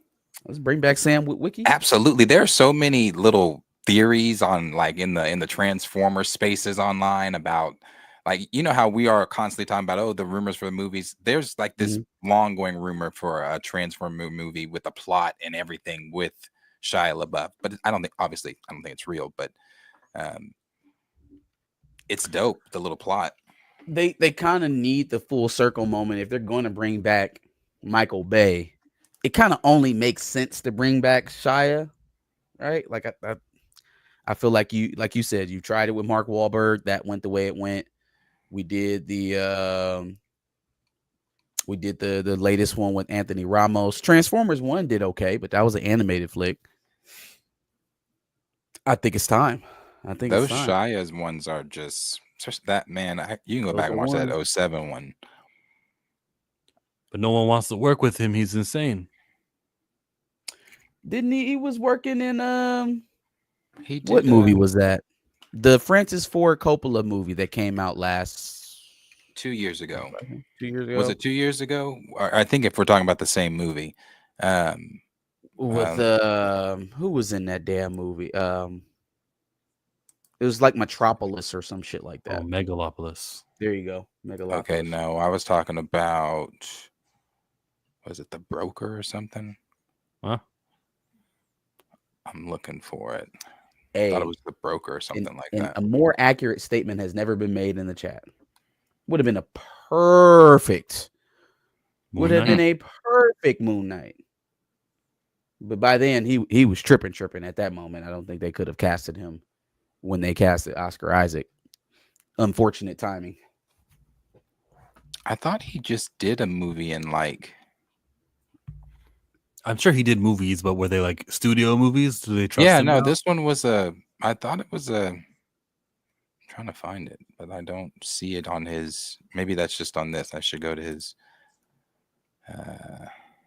IMDb instead. Okay. So nostalgic bait movie? Absolutely. Yes. Spider-Man No Way Home. Deadpool Wolverine. Yes. Yeah. Him. That would be dope. And Bernthal would have killed it together. Yeah, maybe. Mm-hmm. Yes, The Brokers was very good. Yeah, that's it. Brokers. Thank you. Who said that? Thank you. That's it. Brokers. You don't want to say your screen name. I'll say it. Doc. Thanks, Doc. First Transformers was the first midnight flick I took my kids to when they were 7. After Jazz pissed on John Turturro, I realized those movies were trash and was hoping DCFS wasn't waiting. I saw. Well, I was in 7th grade when that 7th, 6th grade. I was in middle school when those came out. So I went with a friend and his dad during the summer and absolutely loved it. Still to this day, loved that movie. The sequels, love them.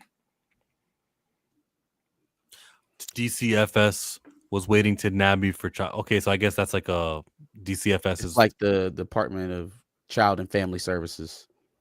And called DCSS. Some of them dyslexic. They favorite 50 Cent song, 12 questions. okay. Shout out to Kanye West. What's happening, family?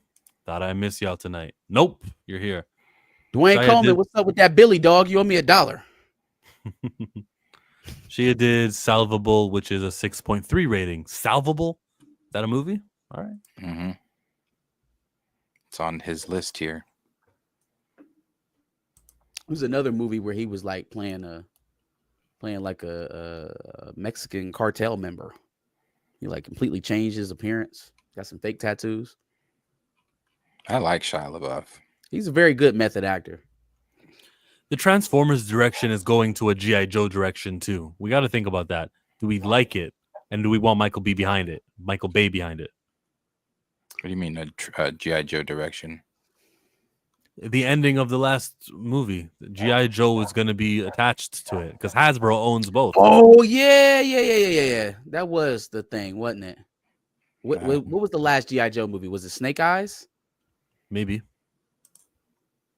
That movie bombed too. So all you need is someone who cares about continuity, and it makes so Snake Eyes and G.I. Joe, like the little card that Anthony Ramos character got, will like join together and build somewhere. I didn't even finish. I think I fell asleep on because I watched it here at home. I think I fell asleep on it, so I didn't even finish it. So I didn't even know that. I didn't even know that. And I didn't even go back to watch it because never had the interest. Transformers has cool comics now with Daniel Warren Johnson. Transformers, I don't think is like a dead franchise. I think there's enough people there who remember it from when they were younger. And when I say younger, I'm talking about those 80s cartoons. And then there's enough people there who like because back in the 80s cartoons, it was, oh my God, Optimus Prime died. Let's fight back. Let's get the character back alive. He's alive. Boom. We did it. They're like, you're not going to forget that battle. So you're here in your 50s now. Then there's the people who, like you said, you were in middle school, love that Transformers era and kind of Bumblebee and all that stuff. So it's in pop culture zeitgeist. It's there. You just got to have a reason now to go and see a Transformers movie. And shit, what do you do? What do you like? Michael Bay, Crash Bang Boom is probably the best. You know, it's an option. I respect it. Going into the lore and learning about the Energon. It's like, how much of that can you put in a movie?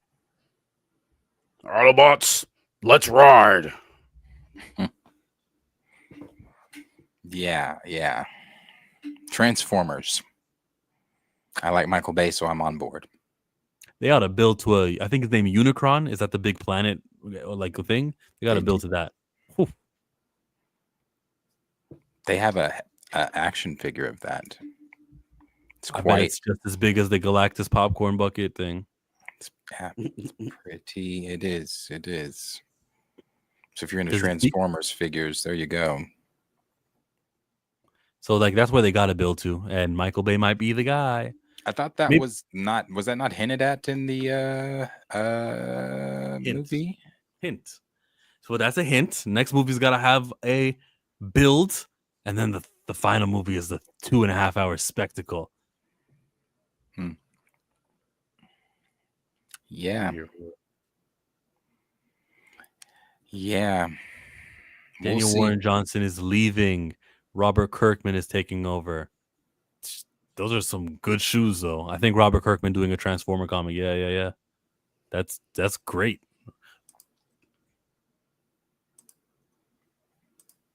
You know, one of Shia LaBeouf's best movies is Disturbia. That was a good one. That was the one where he was like on house arrest. He was trying to stop the dude from killing his mom. Yeah, his neighbor was a murderer. He got too nosy on house arrest, accidentally got caught, and boom, boom, bang, bang. Yeah. Bumblebee was a good movie. That was the 2018 film. Yep. No, I've never seen that one. Never seen that one. That was the 2018 film Still with the a black lead. Caucasian female. Sure but wasn't you here stuck no your coots down biracial in my that tongue. movie, was we? Yeah, but you stuck your tongue down my coots.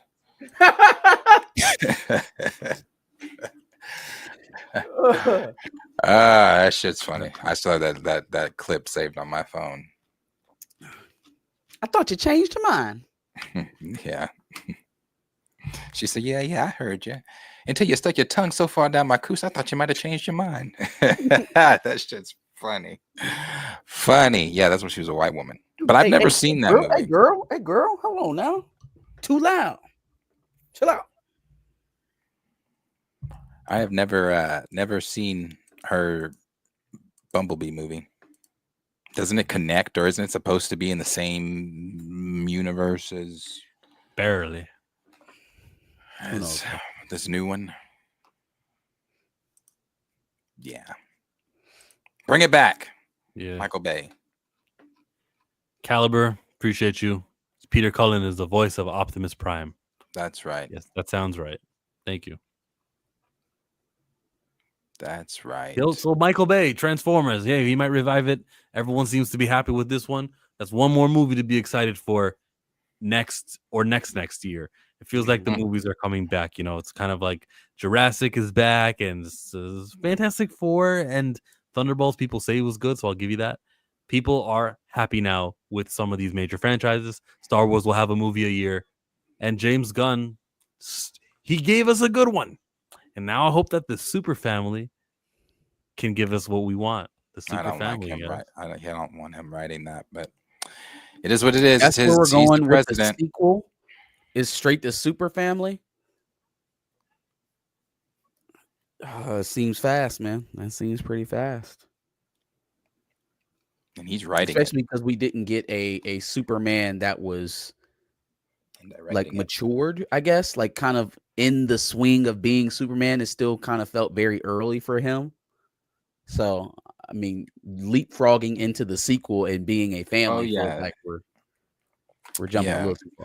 It is. And to network, yes, he did confirm it. He was on Twitter or Threads, whichever app he's feeling chatty on that day. He was on one of those and said that he's already got the story. I'm thinking verbatim here. He's already got the story well planned out. He's in the middle of writing or well into writing or something like that. So no chance that he's not going to be on Superman 2 then. He's definitely going to be on it. And he's still not calling it Superman 2. Article's it's up. Just a sequel that involves with Superman being. Let's read the article. Following Superman and Warner Brothers announces James Gunn is now writing and set to direct the next installment in the Super Family. But what is it? Following the launch of Superman DC Universe, steward James Gunn is now writing and preparing to direct the next movie in the Super Family, Warner Brothers has announced. That this is the quote that everyone's going crazy over from David Zaslav. The beginning of a new era for DC Studios. We're thrilled to share that James Gunn is already writing and preparing to direct the next installment within the Super Family, Zaslav said. And I want to say this clearly and loudly. There's no such thing as the Super Family. Zaslav was just talking, and he was like, Superman, Supergirl, Crypto, Super Die, Super Family. There's no much don't think about it too hard. That's all he's meant when he said Super Family. There's gonna be a Superman. There's gonna be, we want to give away the plot. Super Family. Yeah, there he goes. It's that simple. Okay. It's not that simple because it's not. James Gunn said it himself. Oh, then I want to see him say it. Please pull it up. Okay, sure. I have it right here for you. I thought you were going to say James Gunn is a habitual liar and you don't believe him. That would have been a better excuse. No. I'll see it and believe him. That nigga be lying. Hey, James Gunn, is it true you're preparing for the next installment with the Super Family? I am actually past preparing it and well into writing. Exactly the quote I just said before we read the article. God. Okay.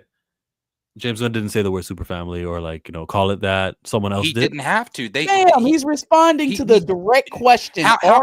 When have you ever known James Gunn to not correct somebody that he's answering? When has he never actually the last time he said don't believe all that stuff, blah blah. Yeah, so He said it. That's what he's doing. He's writing it. That's why Zaslav. We gotta wait 2 years to see if the movie is called Super Family or if they use the term Super Family in the movie to be like, oh, Chillmonger was right or Chillmonger was wrong.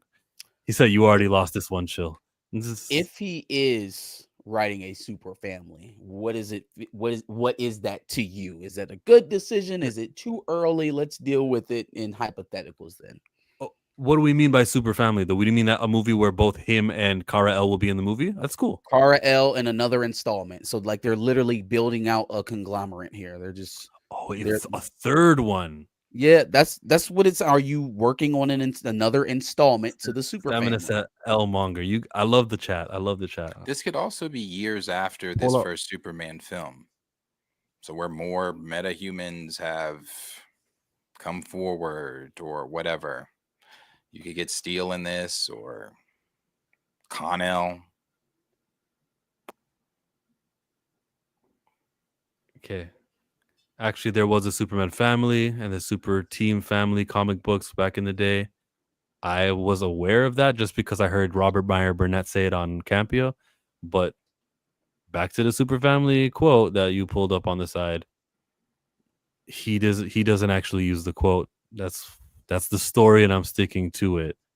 It's not like even though he says I am, like that's just okay. Yeah. I don't know how you can pick and choose though with James. I've never known James to, when he does debunk things or when he comes out and says things, he says it like he comes out and says it. You asked for the proof, I gave you the proof. I know you can't hold your L, but hold it. No, rewind it. You said that he used the term and he didn't use the term. No, I said, and if anyone would like to rewind in the video, actually I have it pulled up on my phone here. I can rewind it and I can play it on what I said. Rewind it.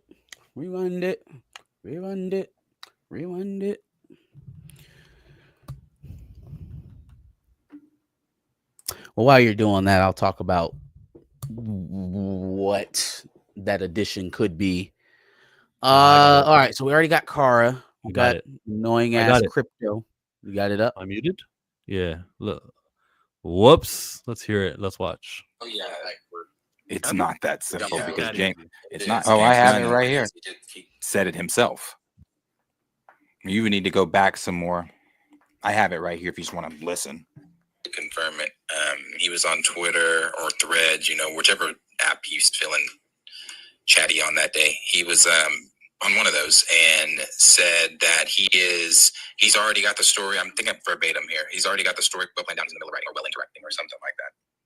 You holding down when you get to the 3 times speed. Sorry. Said he was on Twitter or Threads, whichever app he's feeling chatty on that day. He was on one of those and said that he's already got the story. I'm thinking verbatim here. He's already got the story well planned down. He's in the middle of writing or well into writing or something like that. So hold your L. That's not what I said. I did not say he was writing Super Family. I said exactly what this picture says. That's amazing, but I think you were playing it while I was playing it. You literally said that James Gunn used Super Family.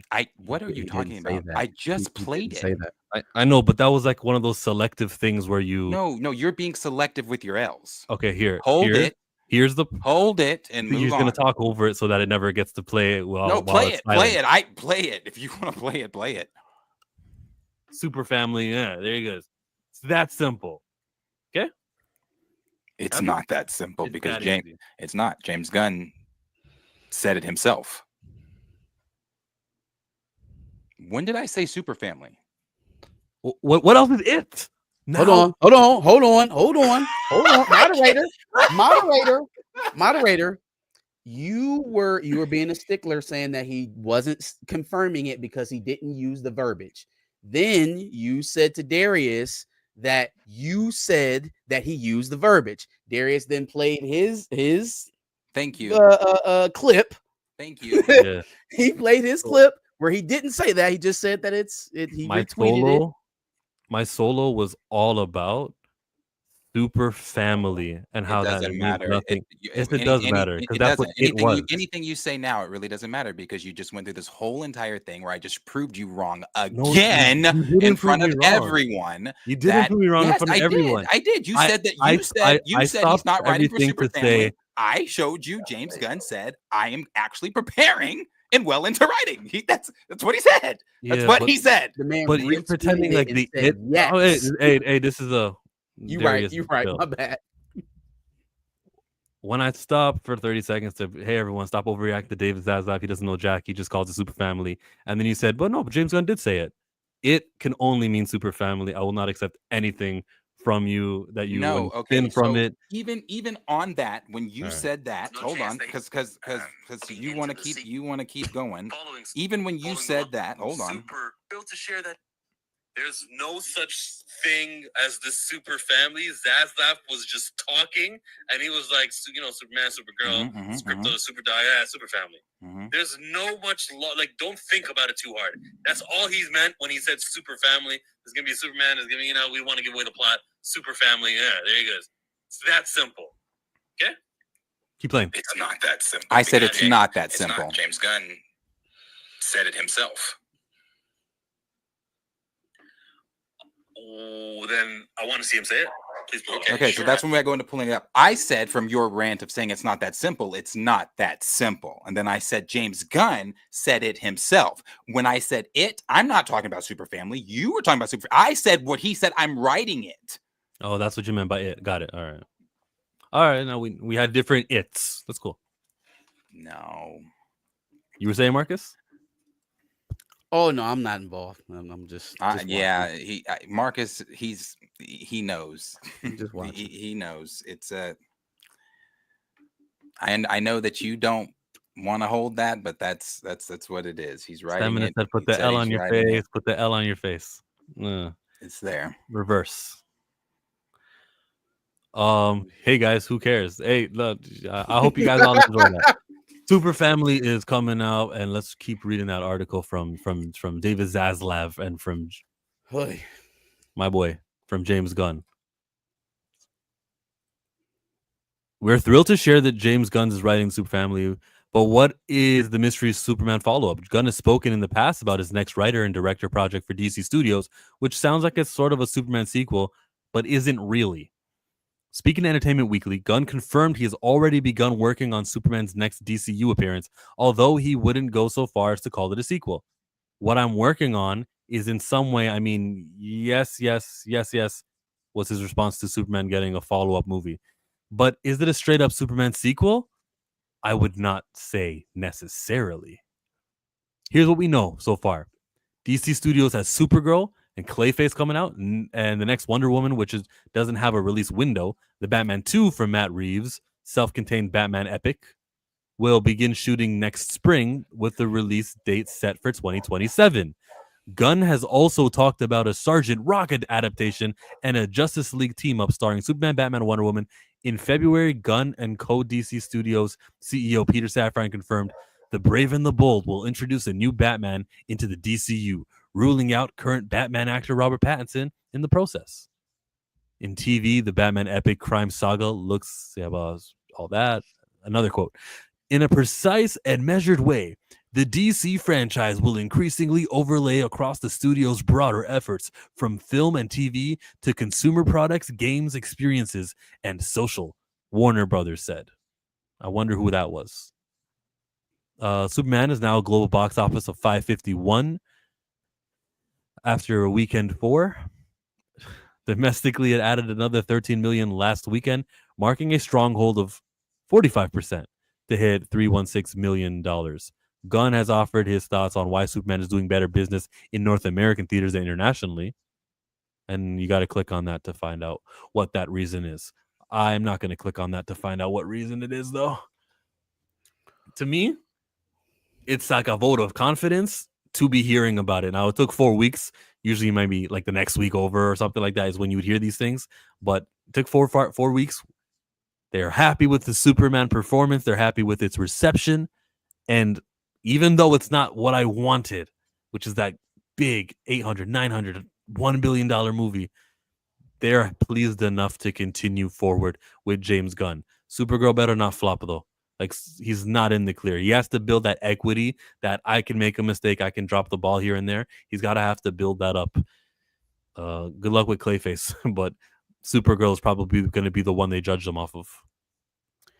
This is kind of why I was questioning, the communications when we were talking about, the things that Kathleen Kennedy was saying, and then we compared it to what James Gunn kind of says when he's talking to the public. Yes, while I do think Superman's going to continue, and that it is a good enough first step for the DCU, I think that coming out with your most profitable character, there is no other character in DC that has the marketability of Superman. To come out that strong, have it perform this way, have the financial news around your company is what it is, literally splitting the merger that you just did a couple of years ago, because it's not profitable. You'll make better profits spinning off the stuff that you acquired. And then you talk about Clayface and Wonder Woman being the next two projects, or not Clayface and Supergirl being the next two projects out. I still think he's closer to like not having it all together than we think, because there's just not a lot of there. The company is in dire straits financially. They don't have the type of down label wins that Disney has. Like they can't cover up all of these superhero losses with a Lilo and Stitch. They don't have it. Well, you know what? I take that back, because Warner Brothers has had a good year.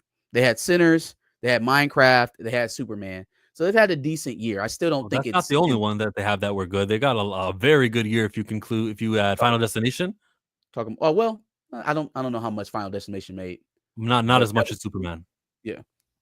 So, they've had a pretty good year comparatively to Marvel. But again, it's so much of a larger company. Marvel is not spinning off Disney's not spinning off Marvel Studios because it's not profitable. You know what I'm saying? They're not spinning off Hulu. They're just integrating it into Disney Plus. When we talk about how much time he has, I do think he's on the clock. Like, yeah, we're moving forward with Superman because we have to, but we're going to be on your back about this one, because like we can't permanently give you the green light and you're not crossing the threshold financially. You got to start making this thing make money for us, for it to make sense. It's very expensive. The crowd seems to be leaving.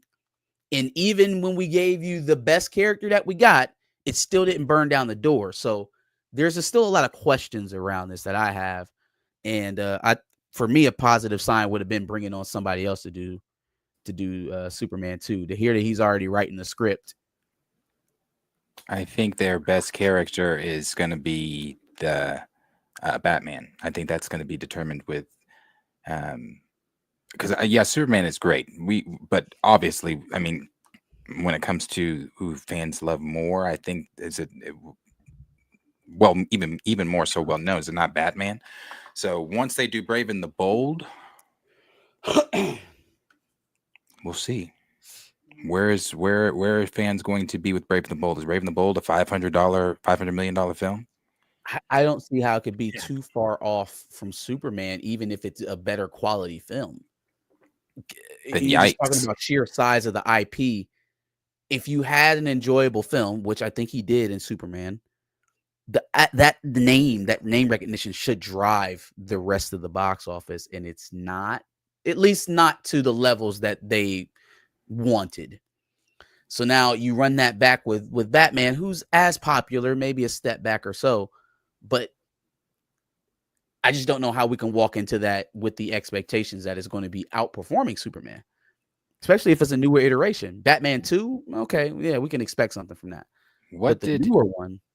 What did the first one make? The first Batman, Pattinson's, was it 700 something? 7? Yeah, it was 7. Oof. What did Dark Knight make? $1 billion. And so did Rises, right? Rises, yeah. Okay. His Joker did. Okay. I mean, I would hope Batman does. We'll see. I don't know. Clayface could make people interested if they use Batman. If he's there, but that means, like I said, I don't think that can just be like at the end of the movie we see, you know, in the sky, them calling Batman, or I don't think it can be like Gordon saying, "I know a guy," and it's like, "Oh, we know who he's talking about." Like, well, obviously they're in Gotham. It's Clayface. We know who he's talking about. So it's like I don't want to. And then it's like, oh well, we'll see him in Brave and the Bold, and then in Brave and the Bold he brings up the incident from Clayface. Oh yeah, like no, like I am so past that stuff with these shows. Introducing Clayface before Batman is kind of what I'm getting at. Like, he's going to be filling this space with more characters he has to convince people about. Like, I think Supergirl is a somewhat popular character. People know her, but she's not synonymous, right? She's not a box office draw. Same thing with Clayface. Like, do comic book fans know Clayface? Of course. Has a comic book fan ever said, "Man, I can't wait to burn all my money on this Clayface movie"? No one has ever said that. So, like, you're going to have to convince people to get out and see these films. Whole time, you ain't pulled a profit on your universe yet. You haven't turned a profit on this universe yet. Do you remember in Creature Commandos where the Batman does show up and they had a cameo? We talked about it here, and that was him. I recall James Gunn saying in a video, well, what we needed to do was look over it, and we haven't confirmed that he's wearing that. Oh, this is going to be so difficult because I don't know what the Batman is going to look like. We haven't decided that yet. He said that, when did Creature Commandos come out? Last December? November? When Creature Commandos happened? He didn't know that, but Clayface was like in development. So I don't think that Batman would be in the Clayface movie based off of that. Like, we haven't really decided what Batman's going to look like for Creature Commandos. It's probably because he's not in Clayface. Well, then it goes to what we've all been saying about the Sony stuff and blah, blah, blah.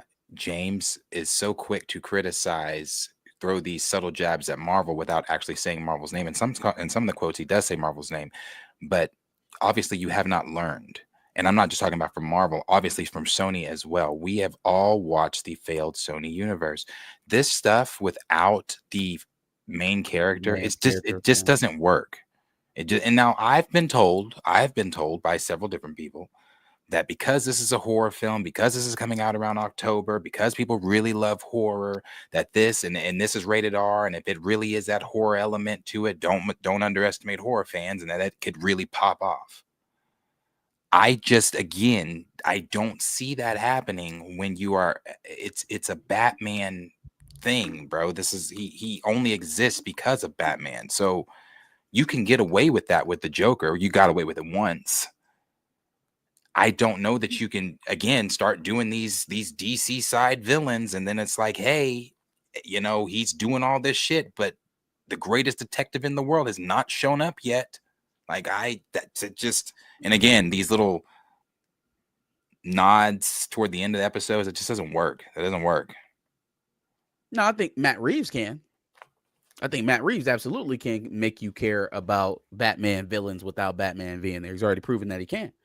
But that doesn't seem to be the direction that they're going. So the only thing I will push back on that is we saw him first in Batman that really made a lot of people want to go dive into that world more because we were all so much invested in Matt Reeves' universe.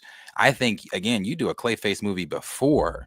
Now, I don't know, Clayface shows up in Batman's movie or something like that, then sure, you want to do, but then I think I could be wrong. Shit, maybe people show the fuck out for Clayface. But I want to let you know it is going up against. Isn't it Avengers Doomsday? Unless he moves that date, isn't it? What Clayface is going up against Doomsday?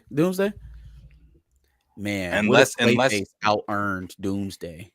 Oh, and that's not an unrealistic. I'm not put joking. The fries in the bag, fam. Put the fries in the bag. Don't make that face, because I sure as hell didn't think that Superman was going to outperform Fantastic Four. And look where we're at. Look where we are. And you got Supergirl, I think, what is it, coming out a month before Spider-Man. That doesn't really do anything for hurting her box office, though. No. But yeah. Clayface. We'll see. Well, James Gunn directing and writing, taking him away from like that producer role is kind of worrisome. I do want to know that he's like involved with all these other projects so that they can be within his vision and they can build and connect and do things. And this may be a sign that there won't be connectivity. And I've heard him say other things like every movie's gonna stand alone on its own merits. And I was like, but I like things to connect. So I guess things are not going to connect the way that Marvel used to do great. Like, Agent Coulson was in every Phase 1 movie. We're not getting that here. Then that's my issue.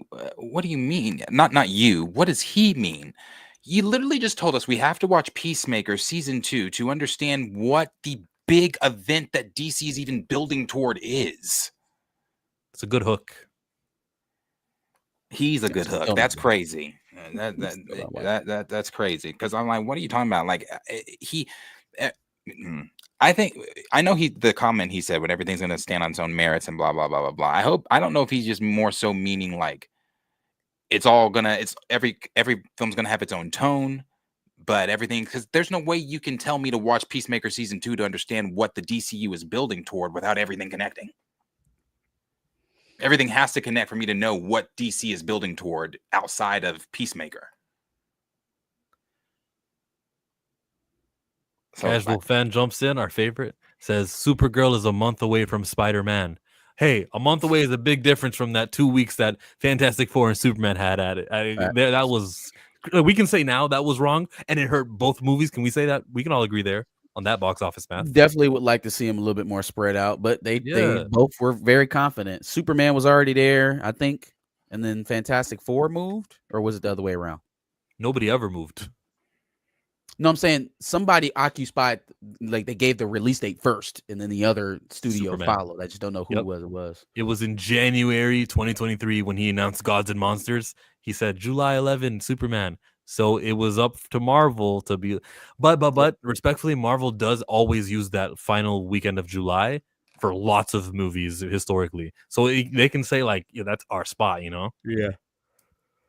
When does school begin in Ohio? For like primary school? Last week of August.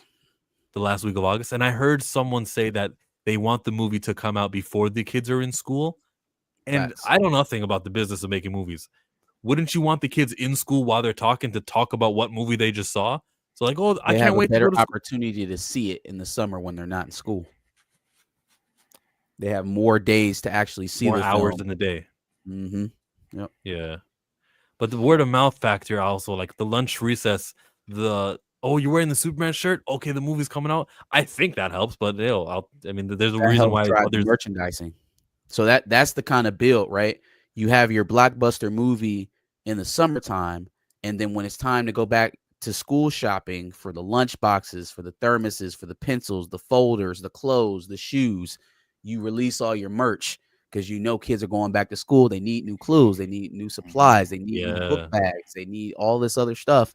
That's when you release the merch for them to go back to school with. See, okay, there I got my answer.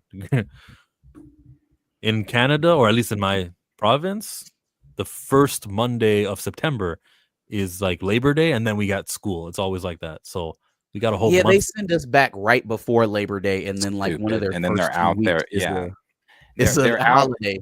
At least here, it's always they're out. When is Labor Day? That Friday? Yep. They're always out that Friday. Then they're out that following Monday for like a parent teacher something. I'm like, damn, how are you already having a parent teacher? What the fuck? Have you only been in there 4 days? So they just gotta get your names. They barely know enough about you. They know enough to profile you though. See, it's the racism in the school system.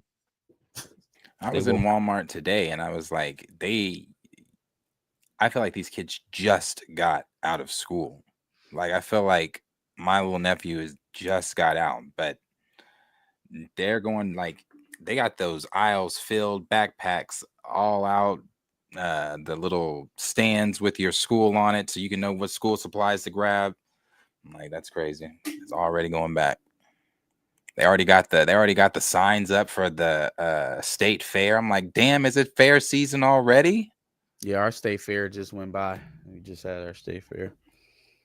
Hold on, I have a problem here because this is okay, casual fan. You can ask if how popular Supergirl is, but you're not a casual fan if you know that Christopher Nolan's movie came out on July 17th. You're not a casual fan when you tell me Moana live action is July 10th. That's not a casual fan comment. I don't know, man. Some people just lie with their usernames.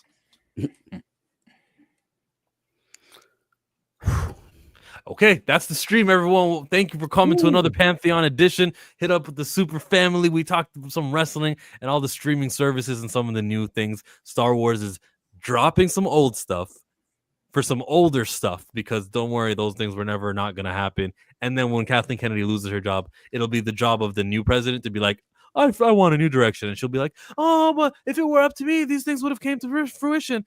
We talked Star Wars. We talked about, we didn't do The Office, bro. The Office is a new spinoff. See, that's why we do it. See, I'm about to close the show too early. The Office has a new spinoff, and the trailer for that is out. They're probably going to flag us, but was it Peacock doing it? The good thing about The Office is that it carried Netflix, like hours and hours of watch time from What brings you to You see it now. I heard I saw somebody in the comments say maybe they're saving all the funny parts for the actual show. Yeah, I would say in terms of comedy, for years I didn't think The Office was funny until I started watching it. So I'll give them the benefit of the doubt and actually start viewing the episodes. You got to be invested in these. Yeah, we're not invested yet. I'll give it a little bit of chance. These men and women in the office, the paper, you got to care about them. They need more cameos, though. I will say that.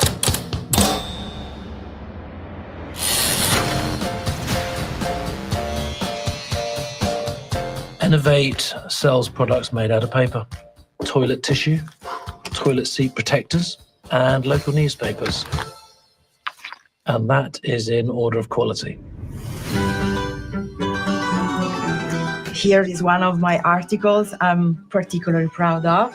I'm scrolling and I'm scrolling and I'm learning a lot. It's gonna take a little time while you're waiting like a factory line. My name is Ned Sampson. I am your new editor-in-chief. Have you read this paper? Uh-huh. How do you think it compares to any other paper?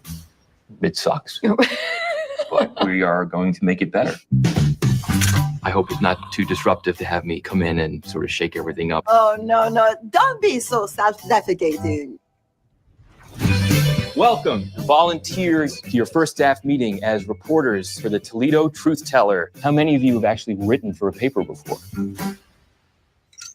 I wrote a paper in junior high. Not quite the same thing. I've tweeted. You've tweeted? I'm in a group text. This is terrific. Let's show them how it's done. 7 highly motivated, tenacious Buckeyes are out there hunting for news. You'd be a fool to bet against that. Pause real quick. One of the things that I appreciated about the original, not the original, the American remake of The Office is how like they took the time to actually make it realistic. Like the whole idea of them being in Scranton, PA. They're going to local restaurants. They go to bars and stuff like that. Like they really played it up like they actually lived in that city. No one in Toledo is calling themselves a Buckeye. not a single soul.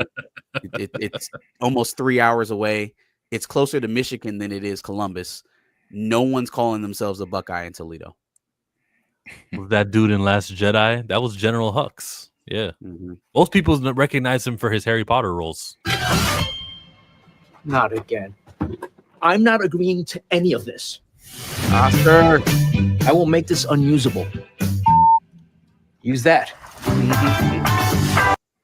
Only on Peacock.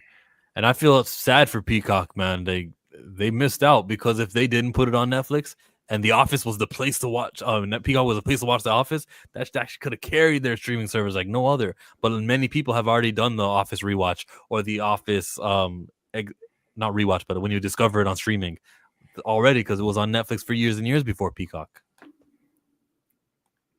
Logical move business-wise. Bad trailer. I'll check it out still. Yeah, I got to give it a chance. I'm hoping we see some Stanley in there, some Pam and Jen Halper. We need more cameos to draw the connection. I don't really get the connection between a paper company and the newspaper. I guess they had to find another dying industry, so maybe that was the connection. Yeah. Now, would you do streaming weekly or do you do a dump? Because it's not like storyline building, is it? How many episodes per season are we going? Like, are we matching the old style? We have like 20 something episodes. Probably. I could see a drop for that if they're going to do like a shortened season, 8 premium episodes, 8 40 to an hour long episode, something like that. Then yeah, do the weekly. If you're going to present it as premium content, then actually present it that way. Weekly? Mm-hmm. I'm gonna go and say weekly because I always go weekly, but I could also make a great case to just put it there. 20 episodes, the completionist inside me wants to go and watch every single one of them. And who cares about spoilers? They're just jokes, right? The jokes will appear on Twitter and it will sell itself. And the goal of this is watch time and to satisfy an audience. Yeah, you got to dump the whole thing, and maybe next season could be weekly when you already proved that the base for Office is the paper fan. Also, they got to get as close as they can at 20 episodes, man. It's a sitcom essentially. It's a documentary style sitcom, and so there's so much filler in those type of shows. You have to kind of overcompensate for the fact that most of the time you're not going to be talking about shit.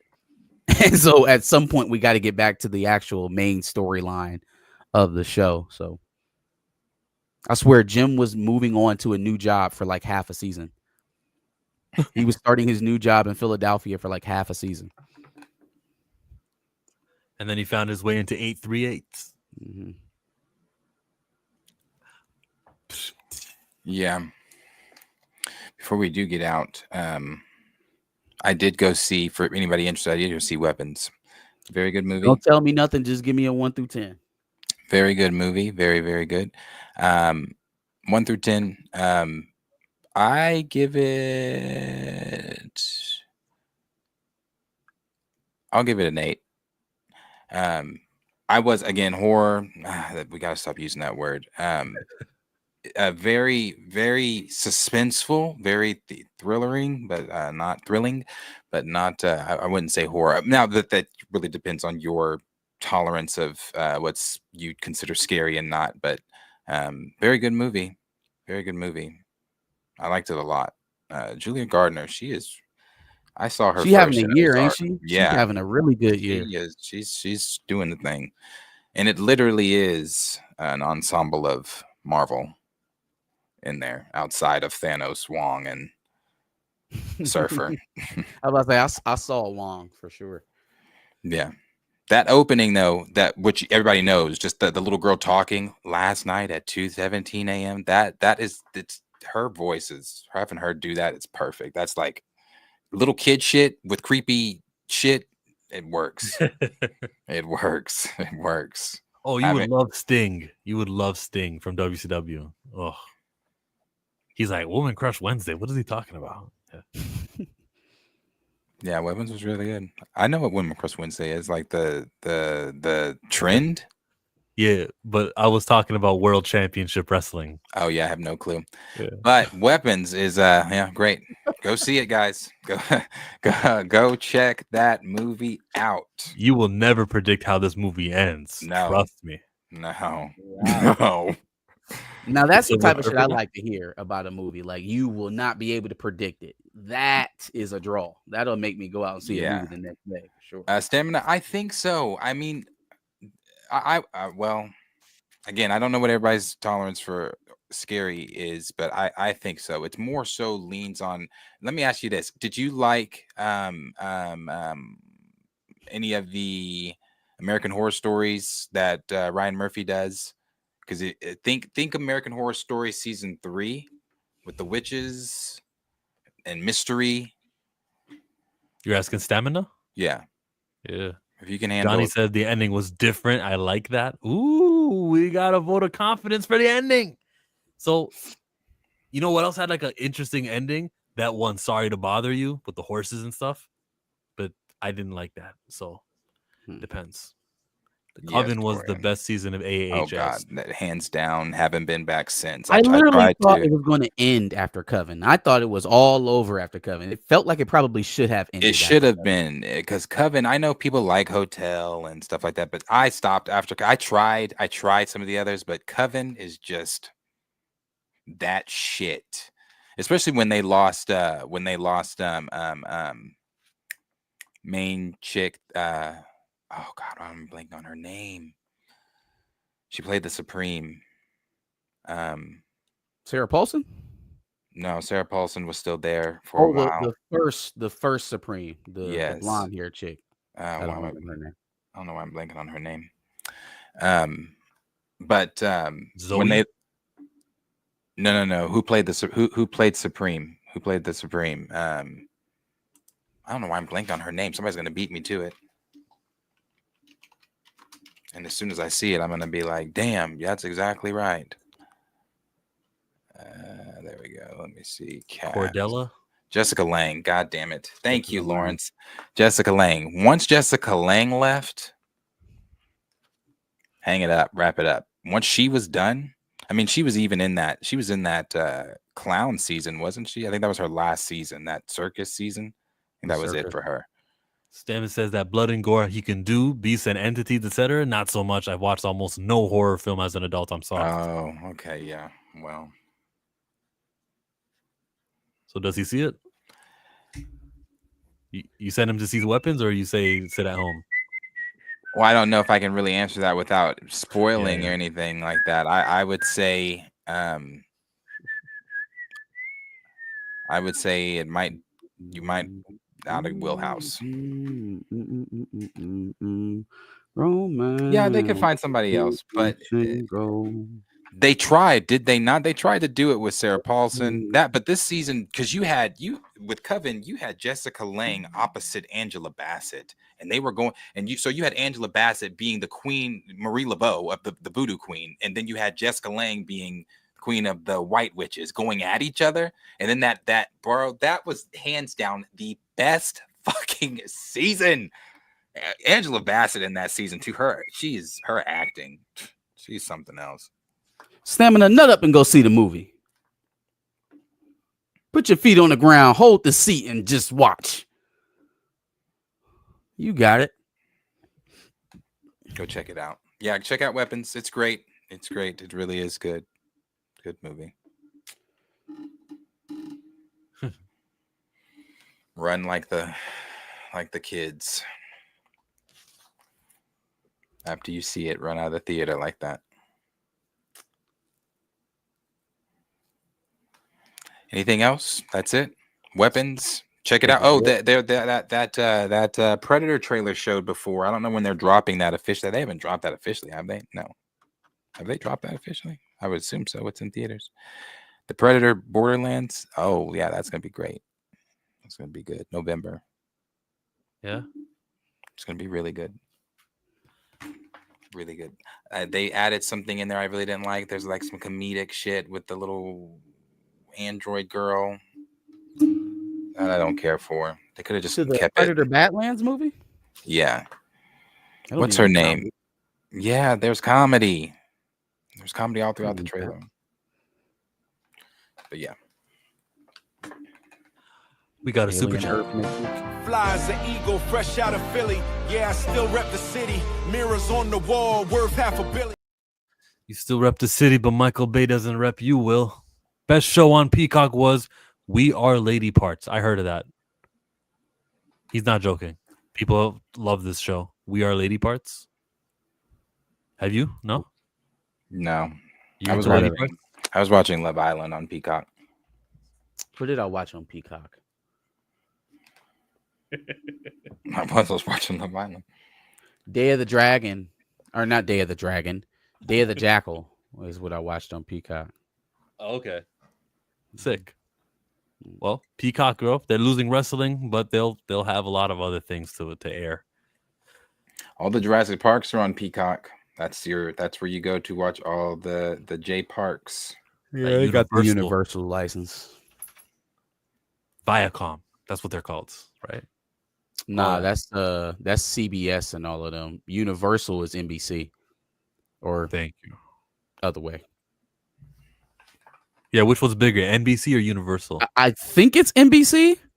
Or excuse me, not NBC, Comcast. That sounds right. Comcast, yeah. Comcast is like the grandfather of overall. all of it. Yep. Comcast. Wasn't that who John worked for? For John Campia? He worked for Collider.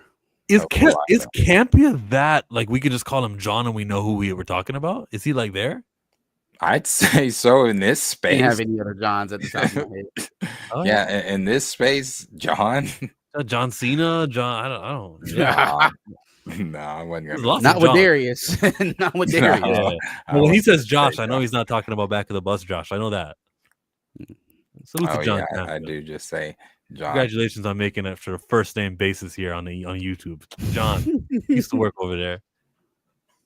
He used to work at Collider and then AMC before that. Oh, Culture Made John Rocha. Yeah, John Rocha. Yeah, I don't know if he's on that Campia status though, where I can just say, where you can say John. I'm like, oh yeah, Rocha.